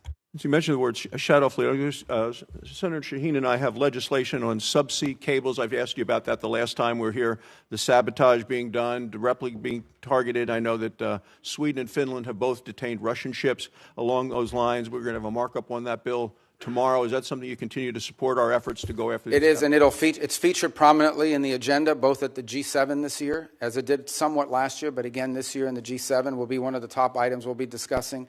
And we've also been pushing it as a priority for NATO to consider. The two new things we want NATO to make a priority this year in our conversations are the undersea cable infrastructure and Arctic security, and the third is critical minerals and supply chains, because ultimately you can spend all the money in the world on weapons. If you can't make them because you're missing some chip that requires some mineral that China controls, you're in a lot of trouble. Thank you, Mr. Chairman. Thank you. Senator Kaine. Thank you. We started this operation on September 2nd with the attack on Venezuelans and boats in open waters, and now we are nearly 5 months in. Next week is 5 months. Finally, a public hearing. Wow, how novel. Finally, a public hearing in the Senate or House. This is the first public hearing we've had. 200 folks who are on secret designated combatant lists have been killed. U.S. troops have been injured. Hundreds of millions of dollars have been spent. An armada amassed. The announcement of a new Monroe Doctrine, which does not land well in the Americas. Democrats have been asking over and over again, can we have a public hearing? Can we share what we know with the American public? Finally, a public hearing. But even that hearing is constrained. I'd like to talk about the complete weakness of the legal rationale about the strikes on boats in international waters, but I can't because the administration has only shared it with members in a classified setting. I can't tell you why the domestic rationale is hollow and the international rationale is hollow. I can't tell you why the rationale for attacking Venezuela is hollow because, again, the rationale has been shared with us in a closed setting. I can't share with you the grim details of the murder of shipwrecked survivors in open waters that we all know because we've seen the videos and we've questioned the U.S. military officials involved about legality because the administration will not release that publicly. They released the boat strike videos publicly, but they hid the second strike that killed struggling shipwreck survivors, even from Congress, for nearly 3 months, but I can't really talk to you about it. I can't talk to you about the weakness of the targeting criteria being used to attack boats in the Caribbean and Pacific. I would encourage any colleague, if you have not, go to the classified setting and ask for a briefing on each strike and ask this question: what was the evidence that there were narcotics on that craft? You will be very surprised if you ask that question about every strike. And so even in this first public hearing, 5 months in, there's a lot we can't talk about. If it was such a righteous operation, why is the administration and the majority in this Senate so jealously protecting the details about it from being revealed to the American public? I have Virginians deployed in this operation. I can't answer their families' questions. Thank God we're having a public hearing 5 months in. This is supposed to be the greatest deliberative body in the world. Mr. Secretary, who won the July 2024 Venezuelan presidential election? Oh, I think the whole world would acknowledge it was Edmundo Gonzalez. Who lost that election? Maduro. And his vice president, Delcy Rodriguez. Now, you have made the decision, the administration has made the decision in the aftermath of the attack that Delcy Rodriguez should be leading the country. Let me read something that President Trump said about her. on January 14 about Delcy Rodriguez, who lost the election with Maduro. We just had a great conversation today, and she's a terrific person. I mean, she's somebody that we have worked with very well. Let me tell you what Delcy Rodriguez said the day after Venezuela was attacked. Governments around the world are simply shocked that the Bolivarian Republic of Venezuela is the victim and target of an attack of this nature, which undoubtedly has Zionist undertones. What the hell did Delcy Rodriguez mean when she said this attack had Zionist undertones? I'm assuming you have no idea. Oh, I have an idea what she meant. I mean, what's the question? What does she mean when she says this attack has Zionist undertones? Look, I'd have to answer, but let me understand in a broader context. No one here is telling you that this is what we want to see in the long term. Okay. This is not a campaign to leave in place the system that's currently in place. Let me switch. But we either have but I mean the criticism of us is. All right, go ahead. No, go ahead. I'm ready to switch now to talk about somebody that you know well. You raised an important point. If I can get back to it, I will. You know well and you respect well Maria Corina Machado. Here's what President Trump said about her. Won the Nobel Prize in the aftermath of the attack on Venezuela. I think it would be very tough for her to be the leader. She doesn't have the support within or the respect within the country. She's a very nice woman, but she doesn't have the respect. What did President Trump mean by that? Yeah. First of all, I've known Maria Corina for probably 12 years, 13 years. Have dealt with her probably more than as much as anybody on this committee has for certain. And I'll be meeting with her today, in fact. And we met with her a couple weeks ago. So here's the reality, though, and I think what the president was pointing to. And I think Maria Corina would acknowledge this. I talked to her last week. Well, she's very disappointed in those comments, and so are Venezuelans in my state. Okay, well, she didn't share that with me or with us, but I would sell this to you. The president is acknowledging is that today, as it stands, whether we like it or not, the elements of control in that country, the people with the guns, the people that control the guns and the institutions of government there, are in the hands of this regime. So we either, on the one hand, we're getting criticized. Some people are saying we don't want regime change. On the other hand, we're being criticized for not undertaking regime change. Mr. Secretary, what we're trying to trigger here is a process of stabilization, recovery, and transition to something where Maria Corina and others can be a part of. You have respect for her, don't you? Sure. Okay, great. My last question is this. And so does the president, by the way. He met with her. They had a great meeting. And he actually spoke to her last week in my presence. Here's what he said after that meeting. We're talking to her, and maybe we can get her involved in some way. I'd love to be able to do that. Maybe we can do that. We'll set the terms for this Nobel Prize winner having a leadership role. Last question is this. You talked about the speech in Davos. Here's something the president said in Davos. I'm helping NATO until the last few days. When I told them about Iceland, they loved me. They're not here for us on Iceland, that I can tell you. Our stock market took the first dip yesterday because of Iceland, so Iceland has already cost us a lot of money. President repeatedly mistook Iceland for Greenland, right? We're not mad at Iceland. They haven't cost us any money. The president just mistook the two countries for each other, correct? Yeah, he meant to say Greenland, but I think we're all familiar with presidents that have verbal stumbles. We've had presidents like that before. Some made a lot more than this one. Nice try. Thanks. All right. Thank you. I thought he did well. Let's see. We got Senator Paul. Our founders debated extensively over which branch of government should have the power to declare or initiate war. Virtually unanimously, they decided, and what was entered into the Constitution was that the declaration or initiation of war would be the power of Congress. Now, we have many advocates, many of whom are here today, who have been advocates for an expansive notion of presidential power. They often argue that wars are not really wars, that they're kinetic actions or drug busts. I think, though, if you reverse the circumstances, it becomes very difficult for these arguments to hold up. So I would ask you, if a foreign country bombed our air defense missiles, captured and removed our president, and blockaded our country, would that be considered an act of war? Well, I think your question is about and I will acknowledge you've been very consistent on all these points the entire career. So let me. No matter who's in charge. So I will point to two things. The first is it's hard for us to conceive that an operation that lasted about 4.5 hours and was a law enforcement operation to capture someone we don't recognize as a head of state, indicted in the United States, wanted with a $50 million bounty. My question would be, if it only took 4 hours to take our president, it's very short, nobody dies on the other side, nobody dies on our side, it's perfect. Would it be an act of war? We just don't believe that this operation comes anywhere close to the constitutional definition of war. But would it be an act of war if someone did it to us? Nobody dies, few casualties, they're in and out. Boom, it's a perfect military operation. Would that be an act of war? Of course it would be an act of war. I'm probably the most anti-war person in the Senate, and I would vote to declare war if someone invaded our country and took our president.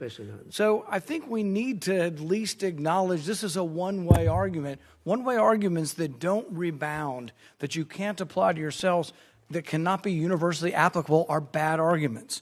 So my next question would be, let's say it's not a war. We're just going to define it away and say it's not a war. That's one of the arguments. So it's a drug bust.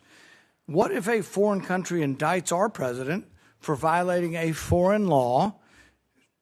Should we extradite our president, or should we be okay if they come in and get him by force? Look, I think ultimately we're always going to act in our national interest. And so if somebody comes after our national interest, like the case you've described, which obviously does not exist at this time, but the case you've described, the U.S. always has the right to act in its national interest and to protect itself. So really I don't know about this equivalency. Well, does this justify them doing it? We're always going to do what's best for the United States and America. We're always going to protect our system. But the point isn't, and you're exactly right, we will act in our national interest, and we should. So I'm not disagreeing with you at all.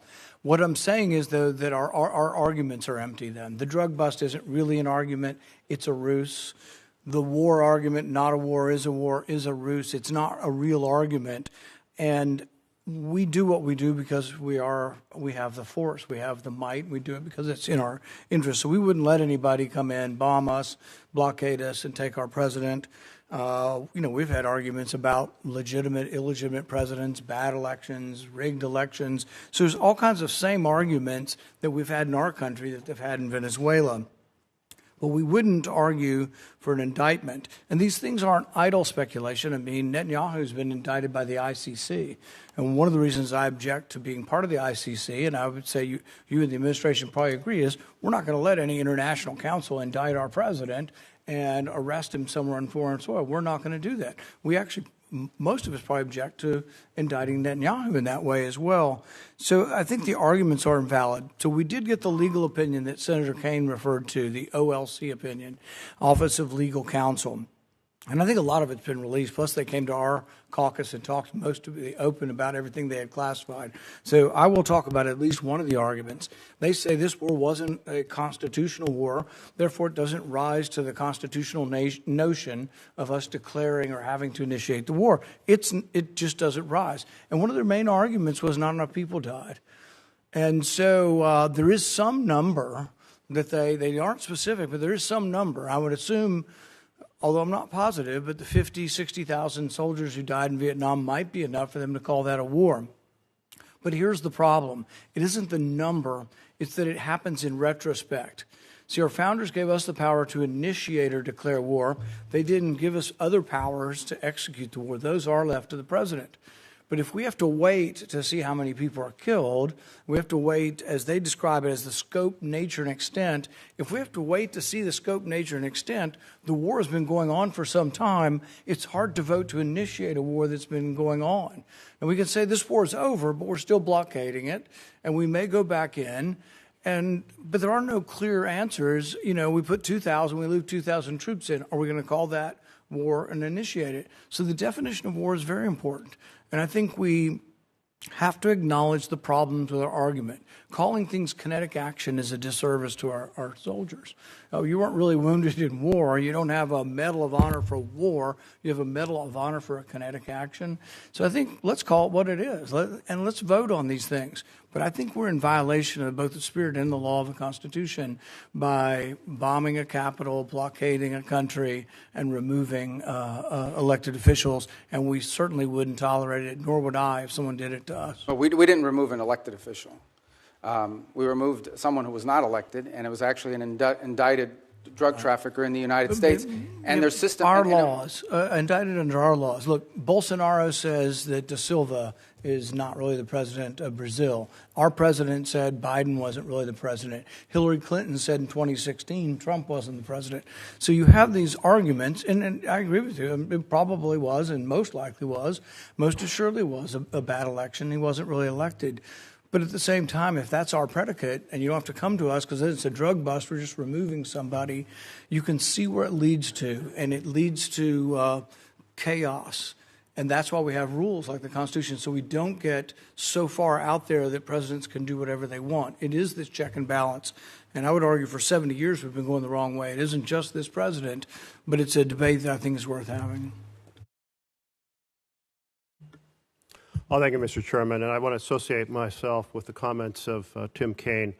The fact that we're 5 months into this and this is the first oversight hearing is really a complete failure of the responsibility of Congress, failure of this committee to demand oversight, but also a reflection of the reluctance of the administration to engage in the proper consultation with Congress. So I hope we can do a lot better going forward, and that we'll see you at least every 6 weeks or so, not every five months. I also feel like the strategy of keeping basically these very weak arguments secret so that they can't be discussed openly for the legal justifications. I've gone down and read them, and there's a reason, obviously you'd be incredibly embarrassed if those were public, so make them public. Let's have an actual transparency here in the United States of America. And let's be clear about what has gone on. We had a dictator we didn't like. We've replaced it with a dictator we think we can manipulate. And if that doesn't work, we'll do something else in order to pry open that economy for oil. And I must say that you did say something I liked. So let me emphasize that. I'm making progress. Yeah.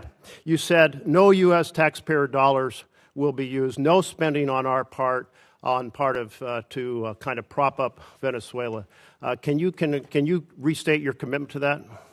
Yeah. They're not going to need it. For example, we're not spending money in Venezuela right now. I mean, obviously, look, I think you're putting aside embassy operations and all of that. And by the way, there may be some program through foreign aid that some of you might be interested in the future. We don't think that Venezuela is the kind of country that needs that. This is a very wealthy country. Thank you. I'm glad you restated that, because I think that we will see some moment when the administration says, let's subsidize our American oil companies to rebuild the infrastructure in Venezuela. And I must say that's a very unpopular idea among my constituents. I think America needs a lot of investments in infrastructure here.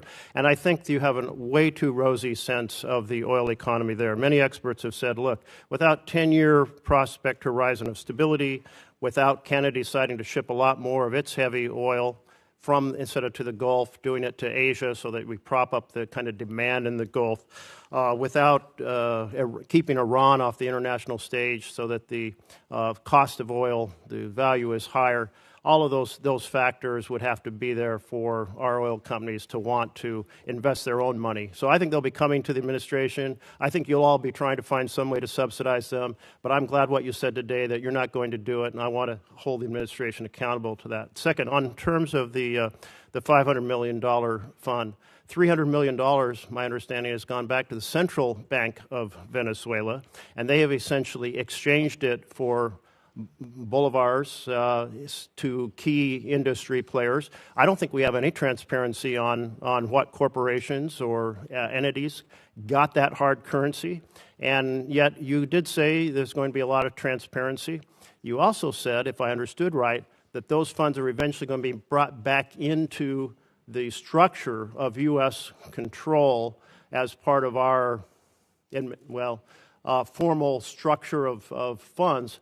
And in that sense, the Constitution says no money shall be drawn from the Treasury but in consequence of appropriations made in law. So are you going to make sure that if that money comes back into kind of full U.S. control, not an offshore account the way it is now, that we're going to abide by the Constitution? Third point here is that one of the things that transpired is cutting off the oil to Cuba. And I know you have a strong interest in making life difficult for the leadership in Cuba.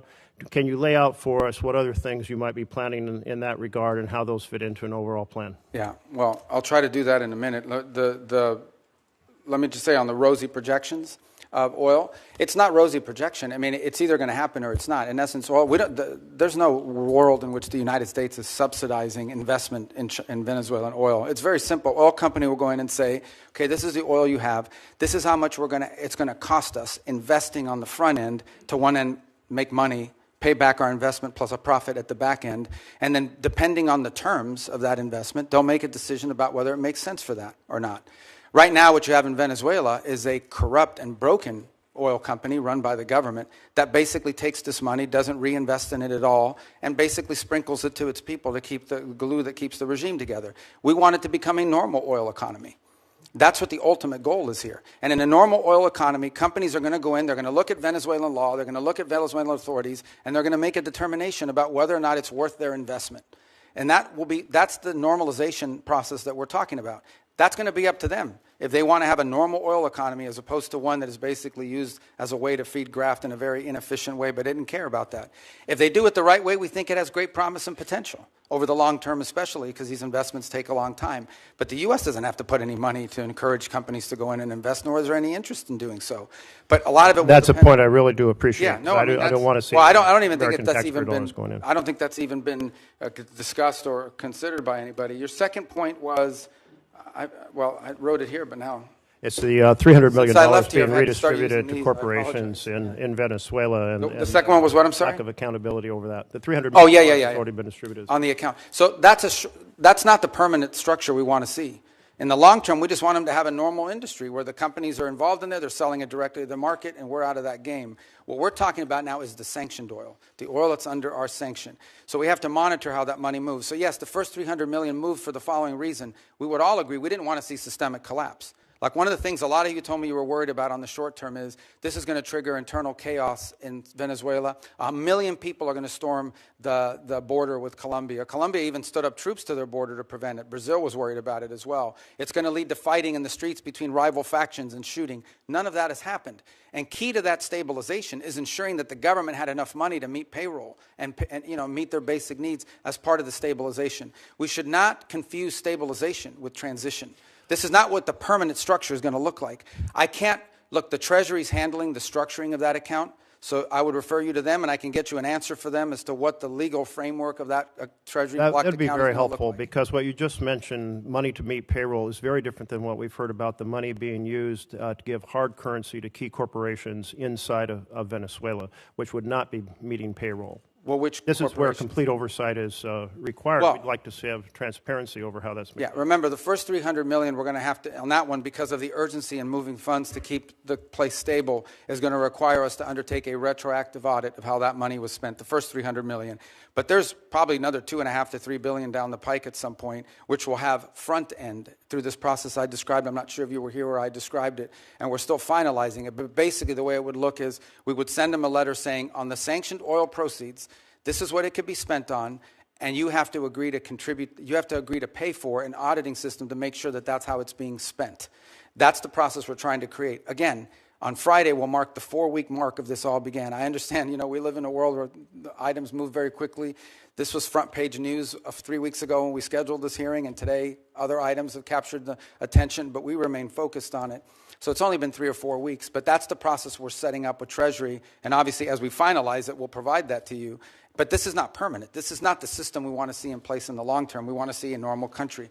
What was your third question? Cuba. Oh, Cuba. Cuba. Oh, okay. I'll tell you about Cuba. Thanks. Okay.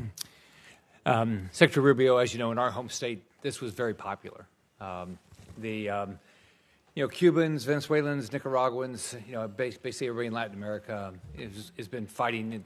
A lot of them are in Miami, as you know, because they've had to leave these countries because of socialism and lack of opportunity. So what the president did, the willingness of the president with your support and with Pete Hegseth's and military was very, very, very well thought of. So the first thing I want to say is on behalf of Floridians, thank you for what you guys did. Now, the next is everybody has these ridiculously high expectations, which we all do. We would love to have a free and fair election tomorrow, where there was you knew that there was no oppression. Everybody wanted to run; they could run.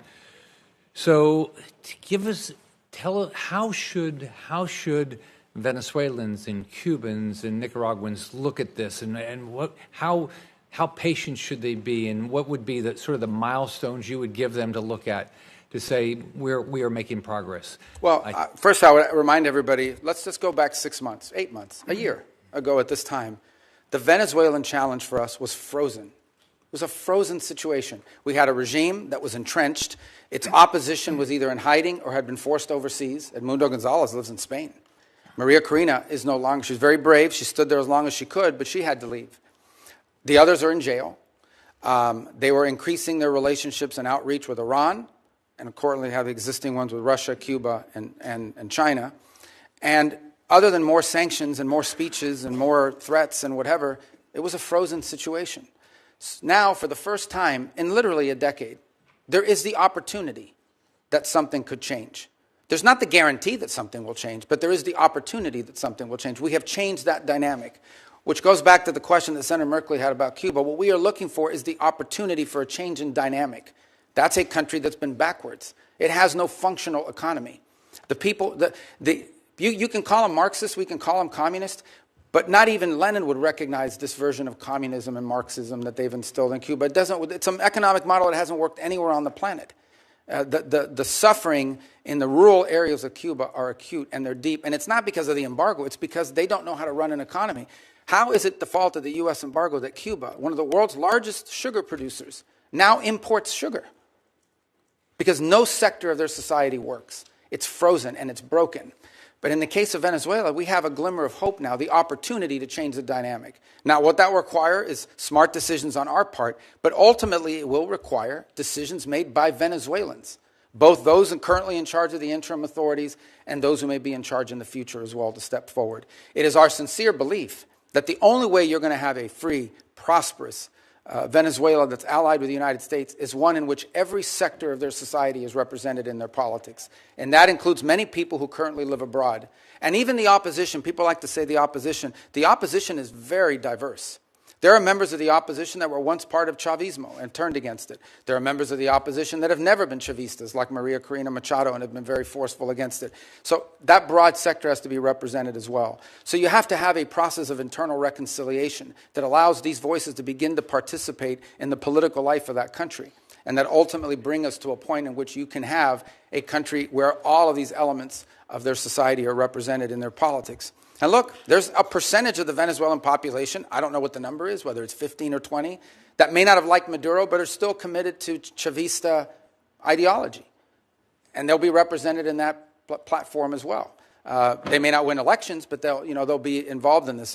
That'll be up to the Venezuelan people. But our desire here is to have what's the end state? We want a Venezuela that has legitimate democratic elections, sometimes elects leaders that are friendly to the United States, sometimes elects leaders that maybe are not the person we would have wanted to win, but that's not unique for us. That happens all over the world. We're not disputing that Petro is the legitimately elected president of Colombia, and yet he doesn't always say nice things about us.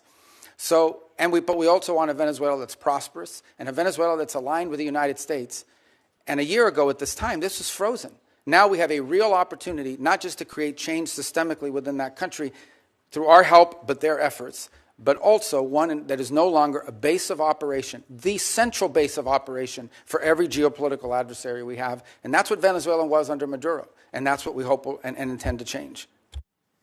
So would you, if you're a Venezuelan that lives in Miami, so what you would say is that you're working hard, there's a lot of variables outside your control, but you'd say right now, political prisoners are being released, never fast enough. The oppression is being reduced, not fast enough. Opposition leaders are speaking up more and more. So we're making progress, and you're going to continue to control the oil to make sure that, that we continue down this path. What I would say is that we share the same goal and the same outcome we want for Venezuela. And the question is, we have to do it through a realistic process and it has the highest chance of success. Okay, the way to view it, if you use the medical analogy, is this is a critically ill patient that has suffered some very serious things. They've broken their leg, but they also have a ruptured, spleen or something. You've got to deal with the life-threatening first before you deal with a broken leg. And even when you deal with a broken leg, there's going to be a period of rehabilitation. You don't just go from having your leg repaired in a surgery to running on a treadmill the next day. There's going to have to be a process here. But the process has an arrow moving towards accomplishments, achievements, and positive things. What I would say to the people who I know quite well as you do is, for the first time in over a decade and a half, there is the real possibility of transformation. And a lot of it will depend on them, because there are many people living in Florida and across the country who would like to go back and be a part of Venezuelan economic life. Many of them are eager to do so. And they're going to need them. Venezuela is going to need them to come back and rebuild the businesses that were taken or lost and engage themselves in both civic and economic life. But again, I remind everybody, on Friday will mark the 4 weeks since this happened. I get it. We all want like something immediately, but this is not a frozen dinner you put in a microwave and in 2.5 minutes it comes out ready to eat. And these are complex things, and we've seen this play out. I've used the example of Paraguay and Spain. There are others where there is a transition from autocracy to democracy. It's not linear. It's, in some cases, there are ups and downs along the way, but it's trending in the right direction so far, with the recognition that more work needs to be done. Thanks for your hard work. Senator Booker. I just want to start by saying what's plain, frankly, be plain to Senator Rubio and plain to members here, is that it should not have taken this long to have this hearing. Fundamentally, we have a crisis, I believe, in our democracy right now, which is the failure of Congress to do its job, to provide checks and balances, oversight, to provide the kind of constitutionally mandated work that we should be doing to keep a balanced government. We have operations right now that are literally costing the American taxpayer tens of millions of dollars a day.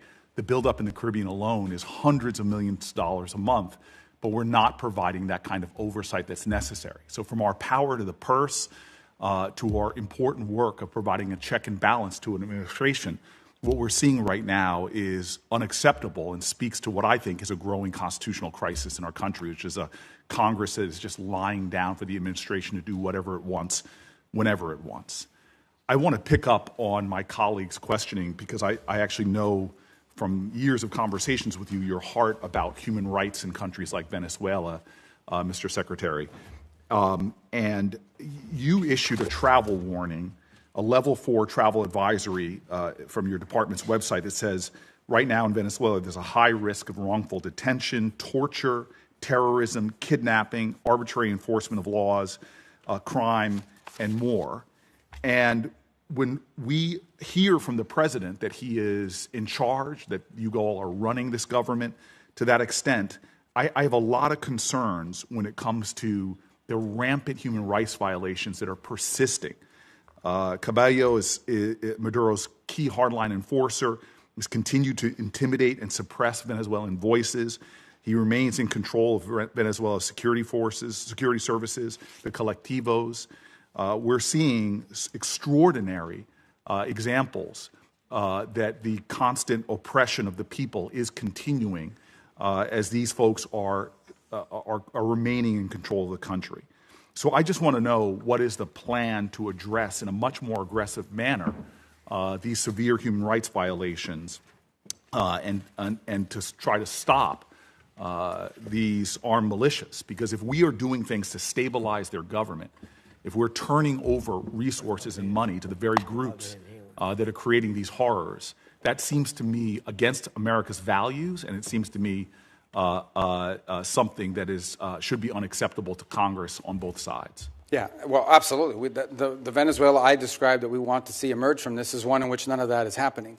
If you think about travel advisories are us imagining worst-case scenarios. We have a duty to warn American citizens when they travel to a place that does have a history of Americans being arrested, of Americans being taken. And they may be taken by a deliberate action of a government or entity related to the regime. They may be taken by criminal gangs that control parts of that society. For example, you have these colectivos, as they're called, which basically are these armed motorcycle gangs that are allowed to act with impunity in return for their support for the Maduro regime in the past.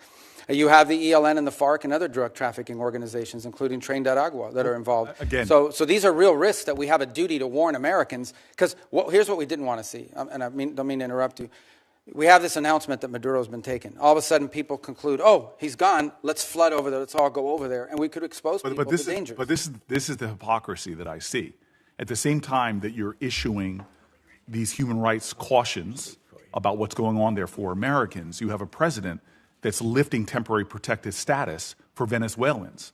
Many of them are individuals that have lived in our country for years, if not decades. When I hear from the Venezuelan community, I hear an outrage that at the very same time that you are affirming here that these armed militias are running around suppressing voices, we have an administration that has said very clearly that they're not only going to be lifting temporary protected status for Venezuelans living in the U.S., but instead of protecting longtime American residents, Their quote, the administration is putting people back on deportation flights and sending them into that madness. Does that make sense to you? Well, first of all, the travel advisories for American citizens traveling there and the threats posed to Americans. What you're describing why lift temporary protected status? Well, the problem with temporary protective status was it was granted to so many people in such a vast numbers so quickly without proper vetting by the previous administration that there's a real concern that there were gang members that had received TPS simply because of the nation they came from and the time in which they came. It became so big and so massive. The overwhelming majority of Venezuelans are not members of Trained at Agua, but there were Trained at Agua and other criminal elements embedded in the TPS system. And the numbers were so large that the administration felt it had to cancel the program in order to appropriately vet it through on the individual cases. Excuse me, Mr. Secretary, this might not surprise you. I don't trust this administration and the way they use terms like terrorist. I've seen them calling American citizens domestic terrorists who are people trying to peacefully protest.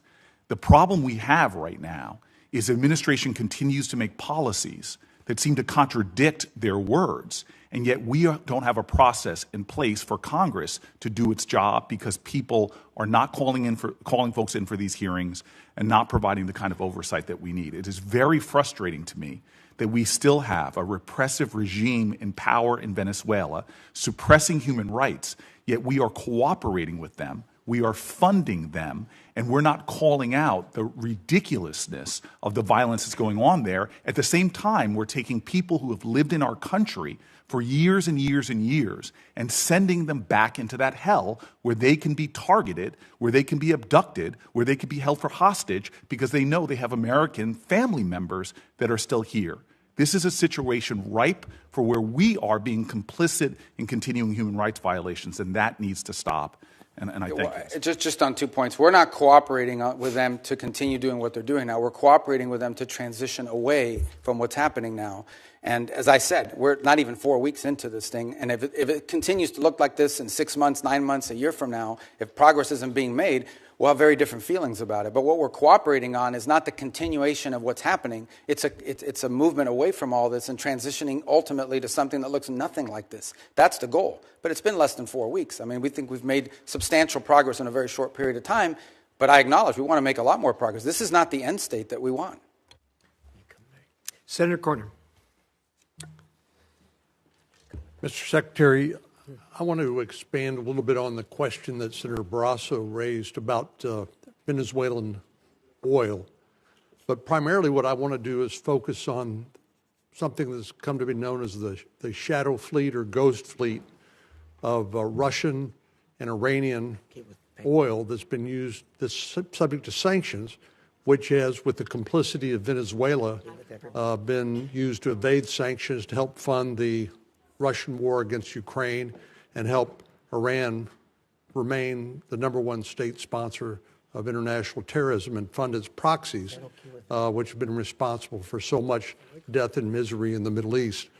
So it strikes me that Venezuela, even though it has a lot of oil, has been more involved in trying to assist its allies, namely Iran and Russia, in circumventing these sanctions to help them fund their nefarious activities, both in the Middle East and in Ukraine. But obviously, they're also a source of additional energy, which is needed by China. Can you help us understand that better? And is the law enforcement operation to arrest Nicolas Maduro and the current status of our engagement with Venezuela helping us deal with that ghost fleet or the evasion of sanctions? Yeah, on the first point, on the second point, absolutely it's helping us deal with it because it's a complex situation to describe. The oil in Venezuela we all think is under the control of one entity, and some of it is, but you literally have a place in which certain individuals, the glue that held the regime together was corruption and graft. Like people said, I'm supportive of this regime, and they didn't, not because they liked Nicolas Maduro, but because Nicolas Maduro set up a system that guaranteed them a profit. Some people were making that profit from drugs. Some of them were making it from stealing money from their food program called CLAP. Some of them were making their money from an oil field that was literally given to them in exchange for buying them their loyalty. Some were making their profits from all three, and other activities. So there's no doubt that his removal has created the conditions to begin to move away from that. That's why we sanction their oil. The ghost fleet exists for the following reason. When something is sanctioned, when we say it is illegal for them to move this oil, none of the traditional legitimate tankers will carry that oil. They won't touch it because they don't want to be sanctioned by the United States. So you have to turn to these pirates. You have to basically turn to these ships that are either falsely flagged, meaning they're flying the flag of Liberia, but they don't really have a Liberian flag, or are stateless in their capacity. And they have to turn to them, and they turn to these vessels. And these vessels are made up with crews from all over the world. We seized one where the majority of the crew members were Ukrainian. We've seized others, the majority of them are Russians, and a mix, and what have you. And so what's happened is a lot of this oil is going, a lot of this shadow fleet oil is going even outside the PDVSA system. And those are the ones that we have now been seizing as well as the ones that are involved outside the PDVSA system. Our goal is to rope all of this illegal oil into a channel that goes into this account that ultimately goes to the benefit of the Venezuelan people. This is an interim step. This is not the way we want the oil industry to look like in perpetuity. This is simply a way to provide revenue so that there isn't systemic collapse while we work through this recovery and transition phases. So there's no doubt that when Maduro was there, we had no cooperation on any of this. Zero cooperation. But I will tell you this. Since the time Maduro was removed, not a single illegal ship has headed towards Venezuela. And the ones that you hear us seizing are all the legacy ones that took off or have been seized in the past. So we have got a really good handle on this as a result of it. And what's really changed is the dynamic that the Venezuelan interim authorities are now actually helping us identify shadow fleet ships that they want us to seize and feed into this new interim mechanism. So let me turn to Iran. Obviously, the president authorized a strike against their Iranian nuclear program, and what I consider to be a magnificent demonstration of American military power. And even though the arrest of Nicolas Maduro was not primarily a military operation, but they provided the support to law enforcement authorities as they executed an arrest warrant against Nicolas Maduro. Likewise, I think most Americans were very proud of how the U.S. Government and particularly the U.S. military have performed. But I know the president's very concerned about what's happening to the demonstrators in Iran. And of course, there's some estimates that as many as 30,000 Iranian demonstrators have been executed by the regime. But I know the president's being presented with a range of options. We notice a lot of movement into the region by our Navy and other authorities. But what happens if the supreme leader is removed in Iran? What happens next? Well, that's an open question. I mean, no one knows who would take over. Obviously, their system is divided between the supreme leader and the IRGC that responds directly to him. And then you've got these, quasi-elected individuals, the ones that wear the suits on television who are part of their political branches, but ultimately have to run everything they do by the supreme leader. So I don't think anyone can give you a simple answer as to what happens next in Iran if the supreme leader and the regime were to fall, other than the hope that there would be some ability to have somebody within their systems that you could work towards a similar transition. I would imagine it would be even far more complex than the one we're describing now, because you're talking about a regime that's in place for a very long time. So that's going to require a lot of careful thinking if that eventuality ever presents itself. On the issue of our presence in the region, here's the baseline I want to set for everybody. The baseline is this. We have 30 to 40,000 American troops stationed across 8 or 9 facilities in that region. All are within the reach, theoretically, not theoretically, in reality, all are within the reach of an array of thousands of Iranian one-way UAVs and Iranian short-term ballistic missiles, short-range ballistic missiles that threaten our troop presence. We have to have enough force and power in the region, just on a baseline, to defend against that possibility. That at some point, as a result of something, the Iranian regime decides to strike at our troop presence in the region. The president always reserves the preemptive defensive option. In essence, if we have indications that, in fact, they're going to attack our troops in the region, to defend our personnel in the region. We also have security agreements, the Defense of Israel Plan and others, that require us to have a force posture in the region to defend against that. And so I think it's wise and prudent to have a force posture within the region that could respond and potentially, not necessarily what's going to happen, but if necessary, preemptively prevent the attack against thousands of American servicemen and other facilities in the region and our allies. I hope it doesn't come to that. But that's, I think, what you're seeing now is the ability to posture assets in the region to defend against what could be an Iranian threat against our personnel. They certainly have the capability to do it because they've amassed thousands and thousands of ballistic missiles that they've built. Despite the fact that their economy's collapsing, they keep spending money on that. Thank you. Thank you. Gentlemen, do I understand that you're yielding to Senator Duckworth? Is that correct? Both of you? Senator Van Hollen? Are you going to yield to Senator Duckworth? Okay. Senator Duckworth. I thank my colleagues. My daughter has dental surgery, so they're being very kind so I can get her through that. Thank you. Mr. Secretary, last March, the President invoked the Alien Enemies Act, a notorious wartime law last used for Japanese internment. He said that he was responding to the Maduro regime's supposed invasion or other acts of war against the United States. But in recent weeks, you, the Department of Justice, and our friends across the aisle have repeatedly said that we are not at war with Venezuela. Secretary Rubio, if that is true and we are not at war with Venezuela, will you advise the President to rescind his invocation of the Wartime Alien Enemies Act?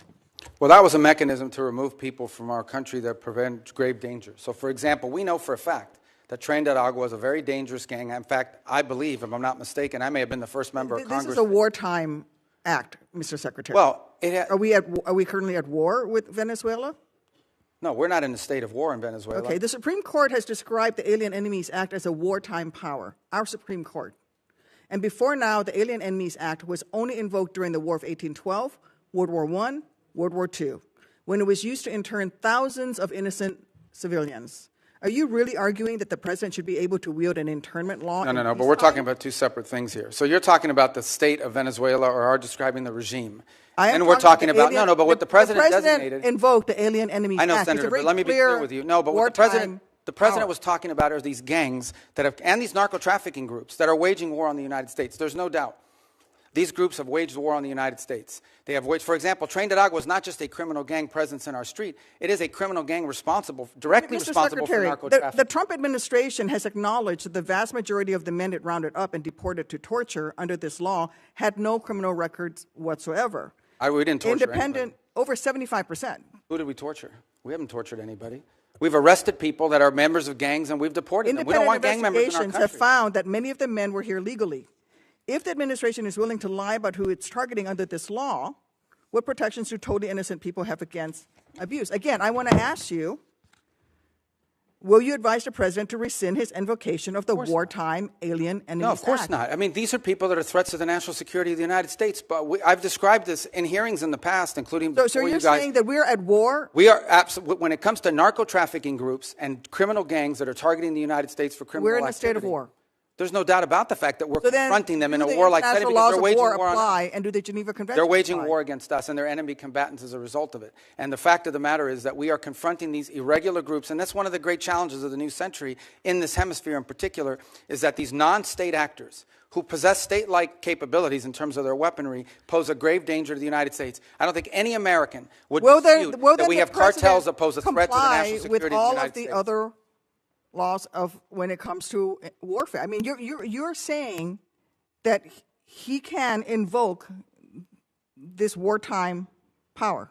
No, I'm saying, you're asking me, I'm here to discuss foreign policy and what's in the realm of the Department of State. Well, I think your questions are better directed at the Department of Justice. Enemies Act, but I would tell you that, which is a wartime, which is something that but you're asking me a question that can be invoked during wartime. But you're asking it's only me a been question invoked during the War of 1812, World War I, and World War II. It's only been invoked 3 times, and this President is invoking it. Okay, you're asking me a question about the domestic application of a law that's best directed to the Department of Justice. It's no, not it complication. is because you're asking me something to opine on something that's in the realm of the Department of Justice in terms of its domestic application. I can tell you that the United States is most certainly confronting terrorist and criminal organizations operating in our hemisphere that pose a grave danger to the United States. Anyone who believes that gangs that flood our country with fentanyl or cocaine are not threats to the United States is not living in reality and certainly does not reflect the opinion of most Americans. The President already said that he was ready to put American troops in Venezuela again. So we're at war right now.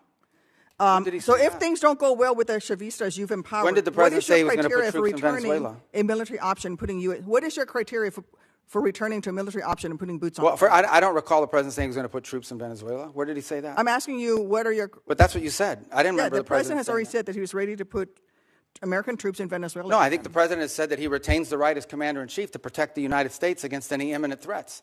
Maybe that involves troops, maybe that involves air power. We hope, but we don't anticipate that being the case in Venezuela. I worry that you are playing fast and loose with our nation's Well, I just gave you testimony here. I just want to conclude by saying. Yeah, but I just gave you testimony of how well things are moving forward, not as fast as everybody would like. But you also said that in 6 or 9 months, if things don't go well, you're going to have to do something else. And the president's already said that he's not ruled out the military option. And you've also just said that, yes, we are at war. The president has wartime powers. Every president retains the power to use military to protect. So it's reasonable for me to ask you. And I gave you a very specific example. Every president retains the right to defend the United States against an imminent threat. Yes, if there are just give you an example, Iranian drones deployed in Venezuela that could threaten the United States, we most certainly will address that, even if it's located in Venezuela. But we hope we don't get to that point. We don't expect to get to that point. I don't think that we're not trending in that direction. That's a fact. But that said, on the one hand, people of America are worried that this is a president who engages in yet another forever war, Mr. Secretary. We don't need to be in another forever war, and that is the path that we are going towards. And let me just say, well, how are we going towards a forever war if we're dealing with Delcy Rodriguez every day? Option. You're not going to ask him to rescind his invocation of the Alien Enemies Act. That puts Americans in jeopardy. And let me just say something about the president's recent comments about NATO allies. When I served in Iraq, there were Polish forces there with us. There were British forces there with us. There were Spanish forces there with us. I personally landed in Elzi, España, which came under direct attack by insurgents. Polish troops who worked with the Illinois military, with the Illinois National Guard for 30 years, died in Afghanistan, Mr. Secretary. All the president wants is for NATO to have more our NATO allies have stood beside us. He wants our allies to have more NATO. We need to maintain the strength of that alliance. I get it. All the president wants is our allies. Your time's up. Not making much progress here. Well, let me just say, the president just wants our allies to have more capabilities to be involved in operations like that, God forbid, in the future if necessary. That's not an unreasonable request. That they stayed a little behind, and they certainly did not come to our defense. Well, not every country in Europe, not every country in NATO participated in those missions. Denmark suffered some of the greatest military casualties. There's no doubt that many of our allies have stepped forward and provided assistance to us, and there are many others who simply don't have the capability to do it now or in the future. That's not what the president said. Senator Lee, that's what he was pointing to.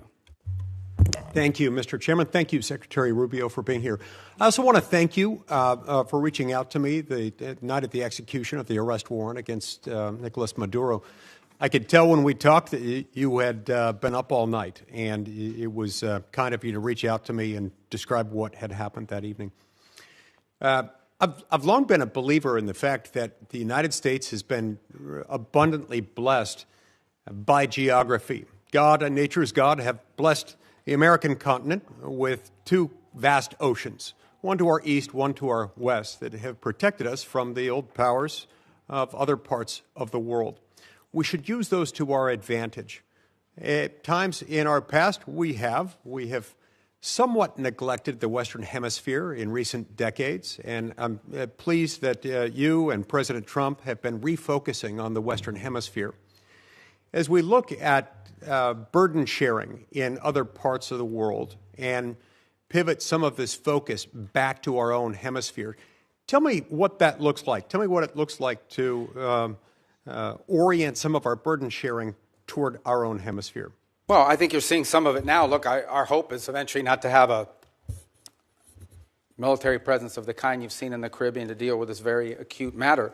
But the truth of the matter is that it was surprising in the first place, right? If these ships and these assets were deployed in the Indo-Pacific or in the Mediterranean or in the Middle East somewhere, no one would blink an eye. They say, well, that's normal. That's what we always do. The fact that they were deployed in the Western Hemisphere was a shock to everybody because we haven't done it. In fact, according to Southcom, they've rarely have ever had assets permanently deployed to them. They may have been transiting through at some point, but not permanently deployed, to deal with a very acute matter. And that is, and these are, these things become interrelated here at some point, but they are separate in many ways. And it's part of what I was trying to explain to Senator Duckworth.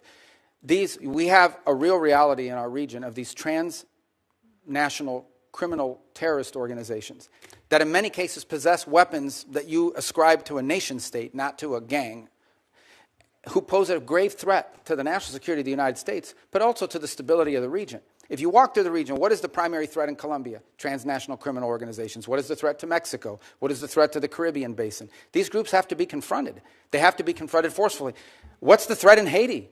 To systemic collapse. And that is these criminal gangs that basically control territory and threaten the ability to even form a government there in that regard. So it's endemic throughout the region, and it ultimately impacts the United States through mass migration, through drug trafficking, and other related criminal organizations. And so we need to have a force posture that can confront that and that can provide assistance in conjunction with other partners.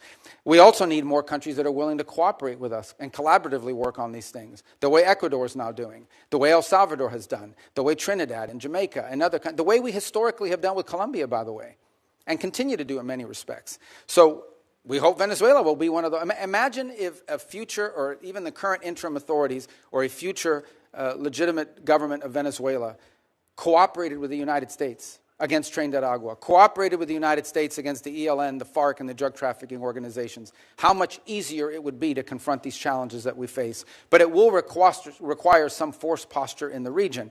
I think the one area, if your question is in the context of NATO, the one area we have to recognize is that we need to have a presence in the Indo-Pacific. Many of you travel overseas and are constantly being told by our Indo-Pacific allies they want to see a sustained commitment of the United States to the region.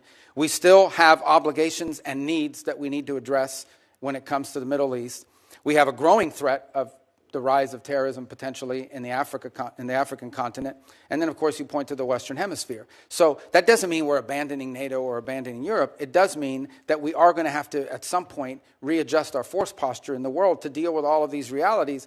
And as a result is why I keep making the point, the stronger our allies and more capable our allies in NATO are, the more flexibility we'll have to do that. We'll still be there with our assurances. We'll still be there with our presence. We'll still have some of the largest military deployments in the world will be in Europe with our allies.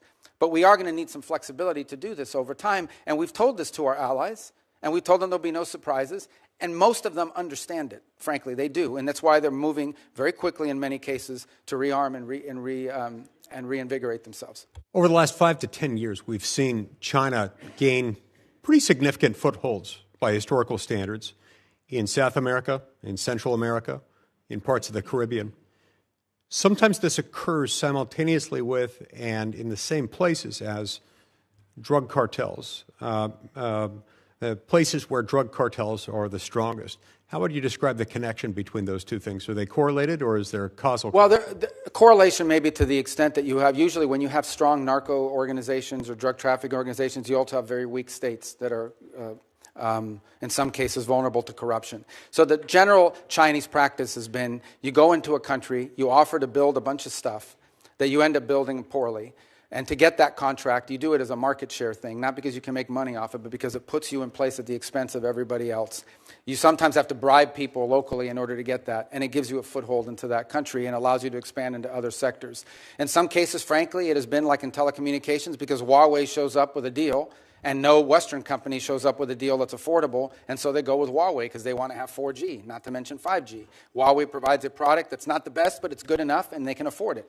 And it's subsidized by the Chinese government. So we've seen that play out in place after place. It became quite acute, for example, in the Panama Canal Zone, where a Chinese company ended up owning both ports on the Pacific and on the Caribbean side and Atlantic side of that canal, which is of grave concern to the United States.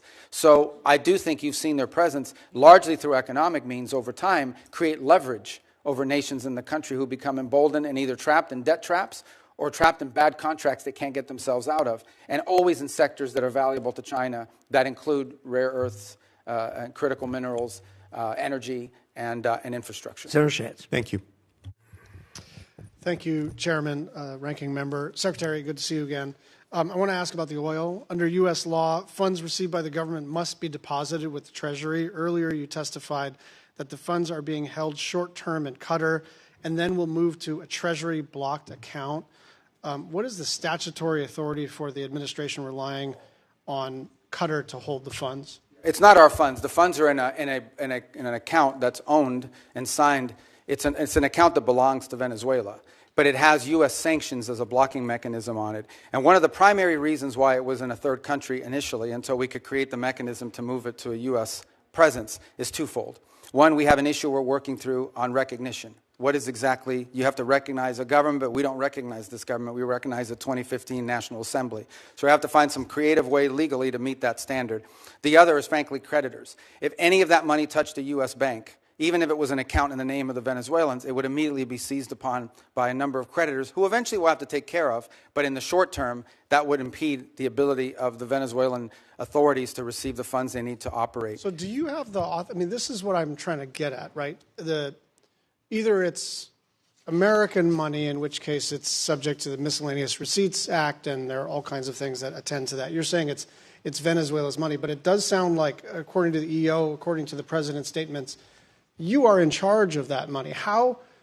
What authority are you relying on to be in charge, almost in a sort of receivership kind of arrangement, of how funds are both received and expended for a foreign country? Like, wouldn't you have to come to Congress to establish that kind of relationship? Well, no, because the money never enters our hands. We only control the disbursement of the money. We don't control the actual money in the sense of like it comes into our bank account. Do you think that you have somewhere in the statute or the Constitution the authority to control disbursements of a foreign country? Well, they've agreed to this, and that's the key. They've agreed to this arrangement in which the sanctions that are placed on this oil is what blocks its distribution. So we've agreed to release sanctions and allow the disbursement of the funding as long as they're spending it in a certain way. So I understand it's novel, but it's the best we could come up with in the short term to ensure that they're... Is there a written agreement that memorializes this? Yes, I believe there is, and there will have to be one most certainly once we transition that to U.S. accounts. Secretary, my understanding is the committee doesn't have this agreement. Well, I can... If we do or we don't? Yeah. And you probably wouldn't because it's a Treasury matter. Treasury's handled it, but I can most certainly talk to Treasury about providing you the information. Also, you're the National Security Advisor, so you do have a role here in coordinating between the department. So it's not just like you can punt this to Treasury. Yeah, I just didn't bring the document with me. I got it. Okay. I just want you to land it and get it to the committee because, look, you're being transparent. I think this is novel. I think it's funky. I think it may not even be permissible. But I don't know until I see the document, and I'd like you to just land it for us, if that's all right. Yeah, no, like I said, and by the way, by the time I get it to you, hopefully we won't even have that account anymore. It'll be in a bit more traditional, where we can use our sanctions as leverage on how the money's being spent. I'm just going to move on to a couple of other issues. Your comments that Havana should be concerned about the Maduro operation is fueling speculation that this administration will turn its sights to Cuba next. Will you make a public commitment today to rule out U.S. regime change in Cuba? Regime change? Yes. Oh, no, I think we would love to see the regime there change. We would like to, that doesn't mean that we're going to make it change, but we would love to see it change. There's no doubt about the fact that it would be of great benefit to the United States if Cuba was no longer governed by an autocratic regime. But you know what we mean by regime change. We don't mean, I wish someone else were in charge. When we talk about regime change, we're talking about using the power of the United States, usually kinetic power, but often other kinds of coercion. And I'm not even saying that that's always not in our interest. I'm just saying, I'm not asking you whether we would prefer a different kind of government. I'm asking whether you are trying to precipitate the fall of the current regime. Yeah, but that's statutory. The Helms-Burton Act, the U.S. embargo on Cuba is codified. It was codified in law, and it requires regime change in order for us to lift the embargo. Okay. We have not received any information on the Board of Peace. Do you commit to informing us about what the heck this is? Yeah, it's a Board of Peace. Thank you. Well, I mean, I'll just note that Albania, Armenia, Azerbaijan, Bahrain, Belarus, Bulgaria, Cambodia, Egypt, Hungary, Indonesia, Israel, Jordan, Kazakhstan, Kosovo, Morocco, Mongolia, Pakistan, Paraguay, Qatar, Saudi Arabia, Turkey, UAE, Uzbekistan, and Vietnam. There are a lot of countries with whom we normally work very closely and with whom we are aligned geopolitically and in terms of values that are not on the Board of Peace. And so I think it's reasonable for us to wonder whether something in terms of a, I don't know, competitive structure to sort of either undermine the UN or circumvent the UN. I just worry that a lot of our friends are not on that list, and some of our adversaries are. So to 2 points. The impediment that they have is, first of all, it was chartered by the UN. I mean, the UN, it's a UN resolution that actually created the mechanism by which the board was set up. And the primary and sole focus of that board right now is to administer Phase 2 and Phase 3 of the plan in Gaza. Okay. And we welcome, all these countries have been invited. Some in Europe have chosen not to join it, either because they have constitutional They require constitutional approval of their parliament in order to join, depending on some leaders. Like, for example, I'm thinking there are a couple countries in Europe that could not join until they got permission from their vote. In other cases, because they are concerned about what you just pointed out, they argue and they want to know, is this a replacement for the UN? This is not a replacement for the UN, but the UN has served very little purpose in the case of Gaza, other than the food assistance. Can I just and move so we on think it's critical to have something that's in charge of that. One final 10-second question. We are hopefully about to enact appropriations law either this Friday or soon after that. And I just want your commitment to work with my team and anyone else who has jurisdiction on the implementation of the SFOPS bill. Yes, of course. And we're very happy you're about to pass it. Even if you pass none of the other budgets, you should pass that one. Thank you. I agree. You could have gone a little further than that, Secretary. Senator Curtis. Thank you, Mr. Chairman. Thanks, Mr. Secretary. Thank you for your service. You and I overlapped in the Senate by only a couple of days, and as a result, I've only had the luxury. Those were my 2 best days in the Senate. As a result, I've only had the luxury of watching you from a distance, but I will tell you unequivocally, I'm grateful for your role. I believe unequivocally that you and President Trump have made the world a safer place. I push back on the false narrative that we're not respected. I think we're respected far more than we were around the world, and so I'm grateful for that. I don't know how you get around the world the way that you do. You must have some type of superpower, and I'm grateful for the time you've spent with us this morning. Now, all of that said, I do have a basic concern that I'd like to raise with you. I now chair the Western Hemisphere, which you previously chaired, the subcommittee. And I'm often struggling to get briefings, clear information, or meaningful cooperation from the administration and the State Department. Let me give you 3 specific examples. I suspect most of these are out of your visibility, so I want to bring them to your attention. Senator Kaine and I, who's the ranking member, tried to do a hearing on Venezuela late last year. We were told the State Department would not participate in that hearing. I'm trying to put together a hearing right now on the prioritization of the Western Hemisphere, which I think would be very helpful to the administration, and we're struggling to get the State Department to participate in that.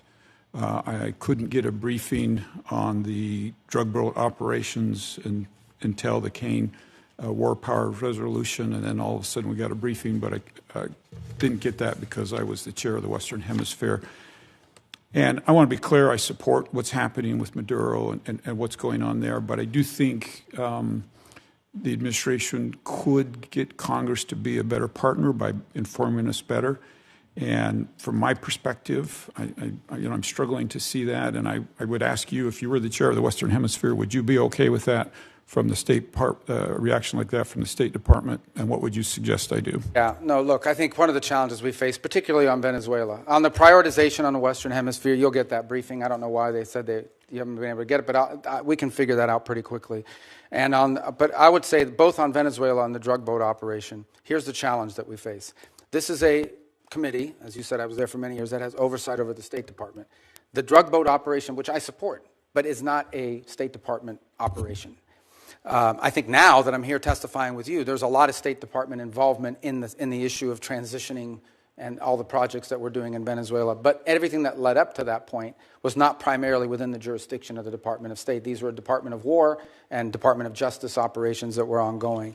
And so for us, the struggle in those cases would be to provide you witnesses that could say anything meaningful on a topic that was largely from an interagency perspective in the realm of other agencies. Now, if you were in some of the other committees, I don't know if they've got those hearings, those that perhaps can tell you that are on armed services and the like. So I think that was the struggle both in December with a hearing on Venezuela policy, and again now and with the drug boat one. On the issue of the broader context of our priorities in the Western Hemisphere, I think that's something we most certainly can and will provide because it features prominently in our national security strategy. And I think we have a lot of good stories to tell about the Western Hemisphere. I'll just be clear, we haven't even been able to get that from the State Department. To get what? Help on a hearing for... No, you'll get it. You'll get it. Okay. Would love to have your commitment moving forward that we could have that type of cooperation that the Western Hemisphere. Yeah, I just got to make sure that the people were. Look, I don't want you to have a meaningless hearing. If you're asking about something that's not in our, it's like having a hearing on agriculture in front of the State Department. We have limited involvement because, from an interagency perspective, in the case of the drug boats and Venezuela, at the time you requested, this was primarily a Department of War function, and so. But in the case of the priorities on the Western Hemisphere, that will happen. Okay. We look forward to doing that. Let's move on. You mentioned Russia, China, Iran a little bit earlier. I'm very concerned, as you are, about their influence in the Western Hemisphere. If we put Venezuela aside for just a moment, can you talk about where we're seeing the influence, particularly of China, in the Western Hemisphere, and what progress we've made or what we need to be thinking about? Well, China specific? All of them are important, yeah. but specifically on China. I mean, look, when Iran and Russia, in Iran, their primary foothold in the region was Venezuela. Let me just put that up front. And it involved more than just selling weapons and all this other stuff. I mean, in many cases, there's clear evidence now that they were providing passports, Venezuelan passports with false identities to people who operated on behalf of both Iran and Hezbollah. And so deep concerns about that, and that needs to stop and end. In the case of Russia, their primary presence of influence in the region is Venezuela and to some extent Nicaragua and Cuba, which is where they operate. In the case of China, they do have a presence in Cuba. They have this debt relationship with Venezuela where they were basically taking Venezuelan oil as payment on debt, and then they were reselling it at a huge profit because they were buying it on discount. That is now obviously ended. And if their debt is legitimate, a future Venezuelan government will have to address it and deal with it as part of a broader restructuring of their debt. But in the short term, that is now ended. But the primary way that China plays in the Western Hemisphere is through commercial relations. They engage themselves in a country. They're very interested in telecommunication. They're very interested in building and controlling key infrastructure. They're very interested in critical mineral rights. And they've secured many leases for many years because of neglect on our part in allowing them to do that. And it's given them leverage and a presence in many of these countries. I will say that I think that influence in our hemisphere has eroded over the last year. For example, Panama left the Belt and Road Initiative. We have new leaders in Chile, in Peru, in Paraguay, in Chile and in Honduras that have expressed a strong desire to realign with the United States and our priorities. And we have great relationships with Argentina, Paraguay, and other countries in the region who are also very cooperative. And we've had great cooperation from the Panamanian authorities as well, including a case before the Supreme Court. I don't know if the final has been submitted that could lead to the eviction and removal of a Chinese-controlled company that controlled both ports at the Panama Canal. Thank you. I wish we had more time. I'm out of time. I yield. Thank you. Senator Van Hollen. Thank you, Mr. Chairman. Mr. Secretary, I want to discuss corruption in the White House and its intersection with our foreign policy. The President and his family have used the office of the presidency to pocket $1.4 billion plus since he was sworn in.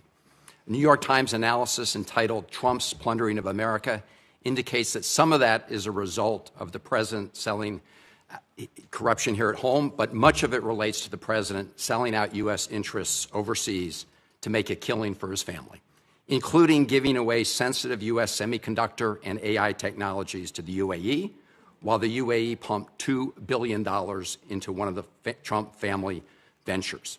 And then there are all the other Trump deals that are intertwined with tariff or foreign policy matters.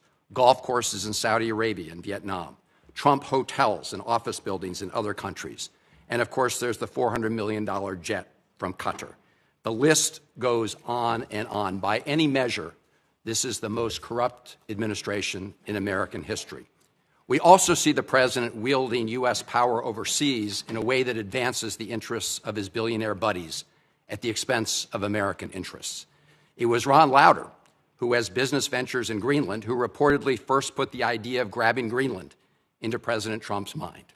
And in the case of Venezuela, President Trump has said he talked to oil executives about toppling Maduro and going into Venezuela before anyone in Congress knew.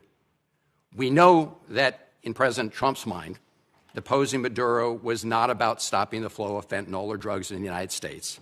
He cut the budget for DEA. He pardoned the former Honduran president convicted of drug running. And the new president, Delcy Rodriguez, has herself been long suspected by DEA of being involved in drug smuggling.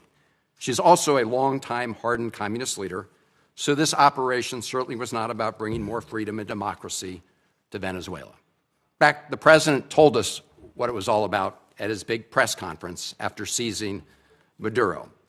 The president said it was about oil, oil, oil. He used the word oil 19 times. Never mentioned democracy or freedom or human rights. And so the pattern of corruption is clear. Now, President Trump has said publicly that he had communications with folks from the oil industry about going into Venezuela before anyone here in Congress was notified. Mr. Secretary, simple yes or no question. Were you with President Trump during any of those conversations he had with people with oil interests in Venezuela about the possibility of deposing Maduro? That's not a simple yes or no question, but I can answer it quickly, and that is the president always elicits opinions from all sorts of people, including, for example, Chevron has an active license in Venezuela. They operate in Venezuela. They've been doing so even when the sanctions were in place. So, of course, you would ask Chevron, what is your opinion of Delcy Rodriguez? What are your opinion of their economy and of their prospect? But the notion that somehow the president authorized this challenge at the urging of oil executives is absurd. That never happened. Mr. Secretary, I'm asking whether you were with the president. That never happened. I couldn't be with him because it never happened. The oil executives were not involved whatsoever in any of the planning on this matter. None. Did the president, as he said publicly, inform them about the U.S. operations? I think all of those executives learned about this operation the same time everybody else did. Well, President Trump has said the opposite in public. No. Yes, he has. I mean, he said it. I think it was aboard Air Force One on an airplane. It's on public record. You can take a look. Look, Paul Singer, who you know, gave $8 million toward Trump's 2024 campaign. Conveniently, through his hedge fund, he's acquired Citgo out of bankruptcy, which is suddenly very, very valuable. Did you or President Trump have any communications with Paul Singer about Venezuelan oil in the months leading up to the military action in Venezuela? I can tell you I did not, and I would be very surprised what the president did in that regard. And in fact, that Singer position that you've outlined, which is not just him but other creditors, was actually was blocked. We don't want to see. It's one of the reasons why we had to do this account in a third country in the interim, is because we don't want it to be something that's picked apart by creditors. I appreciate that, and we'll monitor it carefully. There's also Vitol. They've been given a license for Venezuelan oil worth about $250 million. Vitol's senior partner, John Addison, gave $6 million to the Trump-aligned PACs in the last cycle. And the list goes on and on, Mr. Secretary. And I have to say that when you have the President of the United States himself, after taking Maduro, get up and say this was about oil, oil, oil, it does make all of us ask the question whether he put men and women in the U.S. military at risk simply so he could grab that oil. Well, that oil, yeah, and I don't know if you were here. I think you were here the whole hearing. I don't think you had left. Number one, the only reason why we use Trafi and Vitol is simply because in the short term, we had to move 50 million barrels of oil that were stuck. And Venezuela needed to turn that into cash so that they wouldn't have systemic collapse. And the fastest way to do it in the short term is for the traders to do it because that's in the business that they're in. That is not the permanent structure.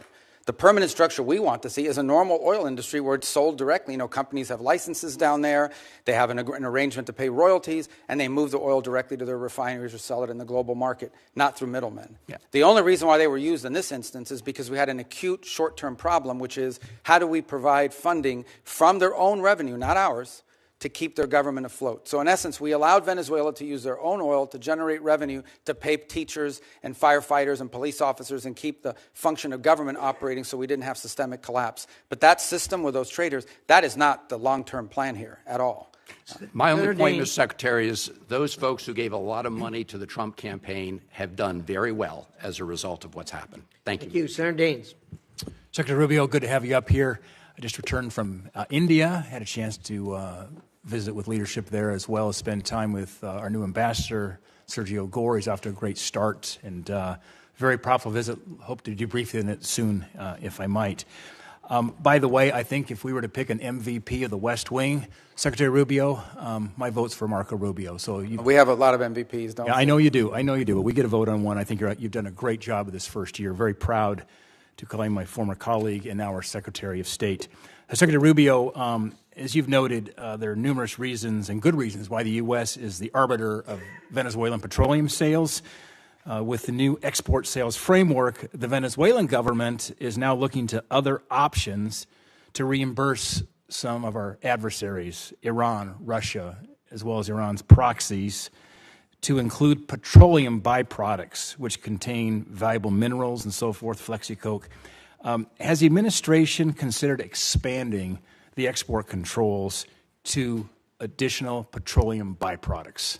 Well, I'm sure we would, except that I can tell you a couple things that are happening. They have, in essence, represented to us, and we have seen in action in the work that they're doing directly with Secretary Wright, who's handling this portfolio on a daily basis. He has a deep historic and career knowledge of this field, is that on all of these things regarding natural resources, their preference and their partner of choice moving forward will be the United States and Western companies. That's what they intend to do. As a point of example, and I said this earlier in the hearing, you may not have been here, today they used to get 100% of their diluent. To have very heavy crude, and so it has to be mixed with light crude in order to make it, refinable and movable. And they were getting 100% of it from Russia, primarily because of sanctions. They prefer to have ours. Why? Number one, it's closer. Number two, it's higher quality. Today, 100% of that diluent is coming from the United States. They were involved in a very complex gold market in which they were mining for gold and silver, and it was being exported almost entirely through Turkey. And we believe the Iranians were using that as a laundering operation for themselves ultimately as well, potentially. And certainly we know that they had an interest in the oil industry as well. We are on the verge of a process in which that will be sold through U.S. markets in a legitimate way that won't go to finance and support. I think we'd like to apply that model to various things. But the end goal in all of this is, number one, not to spend any American money, and number two, for Venezuela to have a normal, legitimate economy that's not benefiting cronies, that's not benefiting corruption, and is not benefiting our geopolitical adversaries. So far, the interim authorities have expressed a desire to cooperate with us on all of these fronts. You identify an area you want to work with, they say yes. And we're making progress on all of it. We've faced no impediments to date in regards to expanding that relationship. Yeah, thanks, Secretary Rubio, thank you. And maybe we'll talk with Secretary Wright. We think there may be some workarounds in terms of what's happening there with some of these petroleum byproducts, what's called flexicoke, has vanadium in it, and something we could talk with Secretary Wright, which absolutely would be something they're trading right now to our adversaries like Iran, Iranian proxies, as well as the Russians. But thank you, and we're off to a great start, as you say. We're playing a long game here, and you're playing it very, very well. I want to pivot now to EU energy. I chair the subcommittee here in this committee for Europe. Next, we're going to have a hearing. We're looking about having a conversation on EU regulations that are hindering energy security, that's benefiting now, of course, the Russians and hindering the development of alternative supply chains. Mr. Secretary, here's my question. As Russia continues its war in Ukraine, how important is it for Europe to develop a pro-energy posture to ensure they have energy security? Well, I would argue that one of the reasons why we have a war in Ukraine is because Russia thought they could get away with it because of how dependent Europe was on them for energy. And they felt there's no way the Europeans are going to come hard at us because they're too dependent on us for energy. So I think most certainly it served as a contributing factor to the war happening, among others, obviously. The second point is the point the President's repeatedly made. We love Europe. We want Europe to be strong. We share a lot of common bonds, both through history and culture and also through our alliances. And part of our concerns is that Europe is becoming increasingly vulnerable when it comes to their energy supplies. Increasingly vulnerable both for domestic economic growth, which will allow them to sustain investments in defense and be more reliable partners, but also vulnerable to Russian oil and other things of this nature. So we are concerned, though it's not our decision to make, we are concerned that EU policies in general are leaving Europe more vulnerable at a time when they should be getting stronger in their ability to resist pressure from both Russia and China. Secretary, thank you. And we hope to have that discussion next week at the subcommittee level. Last question is back to one of my favorite topics, back to Central Asia. We had a great dinner at the White House with the 5 Central Asian presidents that you were at, President Trump, as well as Vice President Vance. I had an honor to be there with you all. They're making a major shift right now in terms of having a closer diplomatic and economic relations with the United States. That all fits in part of the geopolitical puzzle, which relates to energy supply as well. Here's my question. How important is it that we end these Jackson-Vanik trade restrictions as it relates to our relationship with Central Asia? And for background here, Senator Murphy and I are co-sponsors of that bill. We hope to actually get this done and on the president's desk. It's an ancient Soviet-era restriction that is not relevant at all, but frankly is hindering our relationship with these important central. Yeah, no, we agree. We agree, and that, like I said, one of these areas that you've been focused on for a long time. Ambassador Gore, that, as you know, is in India, is also an envoy to these three countries, just came back from Tajikistan a couple days ago. So I think that absolutely we would like to see that because it would allow us to do even more. Yeah, great. Thank you, Mr. Chairman. Thank you. Senator Rosen. Thank you, Mr. Chair, Ranking Member, and thank you, Secretary Rubio, for being here. I'm going to get right into it because I want to build on Senator Van Hollen's line of questioning. President Trump pardoned the former Honduran president after he was convicted of trafficking roughly 400 tons of cocaine into the United States, cocaine that contributed to the deaths of tens of thousands of Americans year after year. Yet the president and his cabinet authorized a military operation to capture Nicolas Maduro in order to arrest him for virtually the same crime. So, yes or no, because I have a bunch of questions here. To the best of your knowledge, was Hernandez convicted of trafficking approximately 400 tons of cocaine into the United States? I'm not involved in the pardon process. I can tell you. No, I'm just asking if he... Yeah, but I don't do yes or no. I don't play games. This is not a game show. Do you know he was... Okay, so I'm just going to tell you he was... So I can answer your question because I know what you're getting at, but go ahead. He was convicted. I know. The president felt that he was unfairly treated. I can't give you much insight because I'm not involved in the pardon process. Would you not concede? Can you not understand how the American people and how the world are clearly going to be frustrated by the hypocrisy of this when one man is convicted and pardoned and another man captured, and how it undermines the United States' credibility on the world stage? But the difference is that, again, I can't opine on the specifics of his case because I wasn't involved in the pardon, but he was not a sitting office holder. He was not even the president of Honduras when that decision was made, either to convict him. The difference between him and Nicolas Maduro is he was actively engaged in narco-trafficking. It was an ongoing endeavor. I think it does undermine our credibility, but I'm going to move on to some foreign policy decision-making here, because despite the fact that you famously or infamously have numerous jobs in the administration, your Secretary of State, your National Security Advisor, it is increasingly unclear who's actually directing U.S. foreign policy under President Trump. We have a Special Envoy Witkoff. He's reportedly conducted Russia-Ukraine talks in Switzerland beyond your awareness. He and Jared Kushner have been described as managing the president's Gaza plan. Meanwhile, Ambassador Barrack is leading on Syria policy, while Special Envoy Boulos is appearing to lead on our Africa policy. So I have to ask you, I know the answer to this, but I'm going to ask you, are you the lead for U.S. government on foreign policy? No. The lead on U.S. foreign policy is named Donald J. Trump, the President of the United States. On the individuals you've described, these are very valuable teams. We have if I can answer, because I think it's important. It's a legitimate question. I have the distinction, but I think both the benefit of being the National Security Advisor and the Secretary of State. As National Security Advisor, my job is to coordinate the interagency function of national security, and that involves foreign policy. So I speak to Steve Witkoff and Jared Kushner in the case of Gaza and now Russia, probably 10 times a day. We have multiple meetings and coordination. All of it is we build a team. We gather facts, we present options, and then we take them to the president. It is the president who directs the foreign policy of the United States. That's always been the case, by the way. You can't overrule their decisions. Do you outrank the special envoys and ambassadors? Do they get your input as an example? Do they care about your input, or do they go straight to the president? There's no time in which the president is presented an option by one of us at the exemption of everybody else. It depends on the portfolio. But in every one of these portfolios, we have a team approach to this, which is the way the system is supposed to work. It's not the way it's always worked. You have had in the past tensions between the National Security Council that became operational and the Department of State. In this particular case, there's not much conflict between the two because it's the same person. And we basically, what we basically try to do in every one of these unique missions is we create a consensus team around it, and then we present the president options together.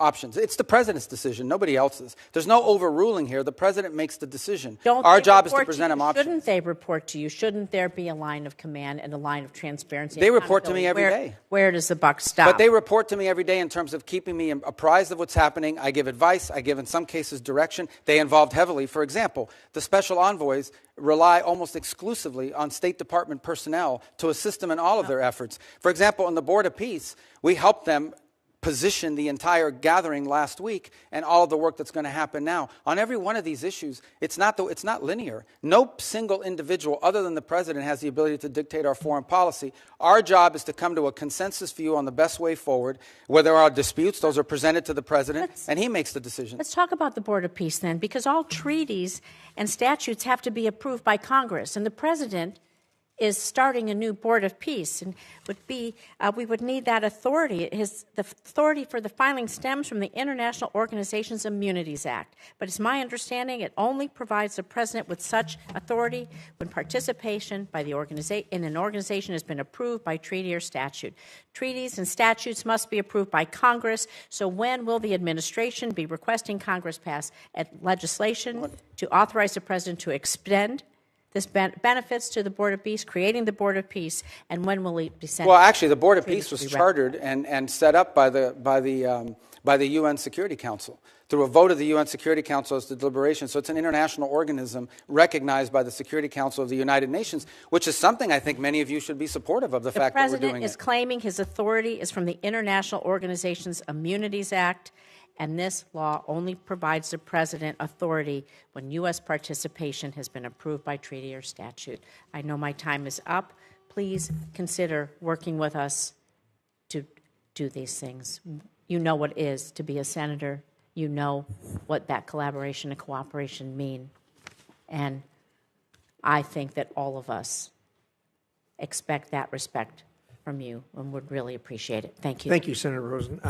Secretary, you've been very generous with your time. We have just a few comments to wind up here. Senator Shaheen. Yes, I agree. Thank you.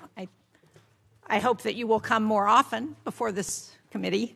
But I just wanted to clarify a couple of things. One is that under the CASE Act, the State Department is required, as are other agencies, to give documents like the one that Senator Schatz was raising for the agreement between Venezuela and the U.S. to this committee. We have not yet received it, so I hope that we will see it in the near future. The other thing, with respect to the exchange between you and Senator Rosen, I can tell you that we have, as the minority staff, requested on multiple occasions updates from the State Department on the special envoy's negotiations on the Ukraine war with Russia, and we have been denied access to any of that information. I would hope that, number one, that would be available, because I think everybody's interested in trying to support efforts to end this war in Ukraine. This should not be an adversarial position. And number two, I would also hope that, like Senator Curtis, that you would be willing to have someone from state come before the committee. We have not had a hearing on negotiations over the war in Ukraine since I've been on this committee since the president took office. And so I hope you will make that commitment to have state come and be part of the hearing on the war in Ukraine and the negotiations there. Yeah, and we would love to do that, and I'll make sure that happens. And I will tell you, I can give you a brief update. I know it's late, but I don't mind. I mean, we can continue to talk about this a little bit because it's important. It's a very fluid situation, unfortunately. I mean, as you know, it's moving very quickly. My sense of it is that for the most part, I discussed the security guarantees piece, which was part of a meeting and efforts that took place in the early part of this year. I think the one remaining item remains the one you're all familiar with, and that is a territorial claim on Donetsk in particular. And I know there's active work going to try to see if both sides' views on that can't be reconciled. It's still a bridge we haven't crossed. It's still a gap. But at least we've been able to narrow down the issue set to one central one. And it will probably be a very difficult one. But nonetheless, it's one that work is going on. There was a meeting late last week in the UAE, which I think for the first time in many years was trilateral, involved the U.S. presence. Jared was there and Steve Witkoff were there, along with representatives of Russia and Ukraine. They were going to follow up talks again this week in that regard, bilateral. There might be a U.S. presence, but it won't be Steve and Jared.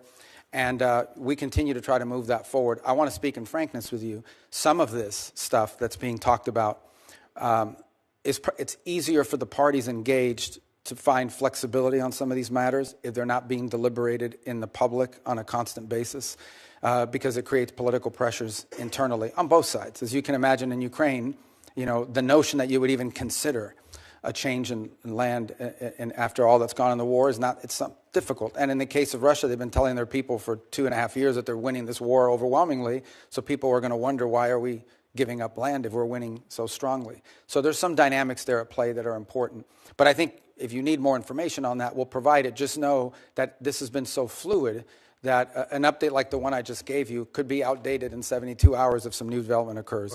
But your point is taken, and we'll be responsive to that. I appreciate that. I think the other point of a hearing is it gives people a chance to ask questions that we're hearing, as you know, from our constituents, from other people, and try and get answers. And I appreciate that it's a changing dynamic and that that's always going to be the case, and that there are issues on both in Ukraine and in Russia with respect to what comes out in public. But given the amount of money that the United States has put into supporting this effort, given the support among the American people, and given the support in Congress, it seems to me that we owe people the ability to have a public hearing and to ask questions. Thank you. Thank you. I appreciate that. Secretary Rubio, I don't answer this question if you don't feel it's appropriate, but did I understand you to say that the portion of the discussions regarding settlement in Ukraine, regarding security for Ukraine, are essentially agreed to by both sides? Because that's news to me, and it's a big news item if that's a fact. Well, I think you could argue they're agreed to from our side of the equation. There's obviously a Russian dynamic at play here, and of course, any security guarantees would come into play after the conflict were to end. Of course. And so there's that component to it. But the broader point I was making is that in all these discussions about security guarantees that people are putting out there, it's pretty clear that the only security guarantee that people keep pushing forward is one that involves a deployment of some European troops on the ground, but with a very strong U.S. backstop. My point being, it was in the broader context of the NATO alliance, and that is we have to understand that even something like that in Europe, they don't have the capabilities of doing a real security guarantee without a U.S. backstop, which tells you the capability gap that needs to be closed. And it's one of the reasons why the president keeps pointing to NATO and its need for our partners to get stronger. And it is true, they've committed to 5% spending. That's obviously going to take some time. But that's really the broader point I was trying to make in that regard. But every notion of security guarantee that's been talked about and that the Europeans have pushed is one that requires a strong commitment by the United States as a backstop, which, in essence means we would be committed, potentially, in a conflict, in a future conflict. And that's something that I think needs to be understood in the context of what I've just described as the problems with NATO capabilities. Very clear. Thank you very much. Thank you again for your time. I'm going to leave the record open until close of business tomorrow. If there are questions, I'd appreciate it if you'd assist in getting answers to those questions. Great job. Thank you for spending the time with us. We sincerely appreciate it. The American people are lucky to have you as the Secretary of State. And with that, the meeting is adjourned.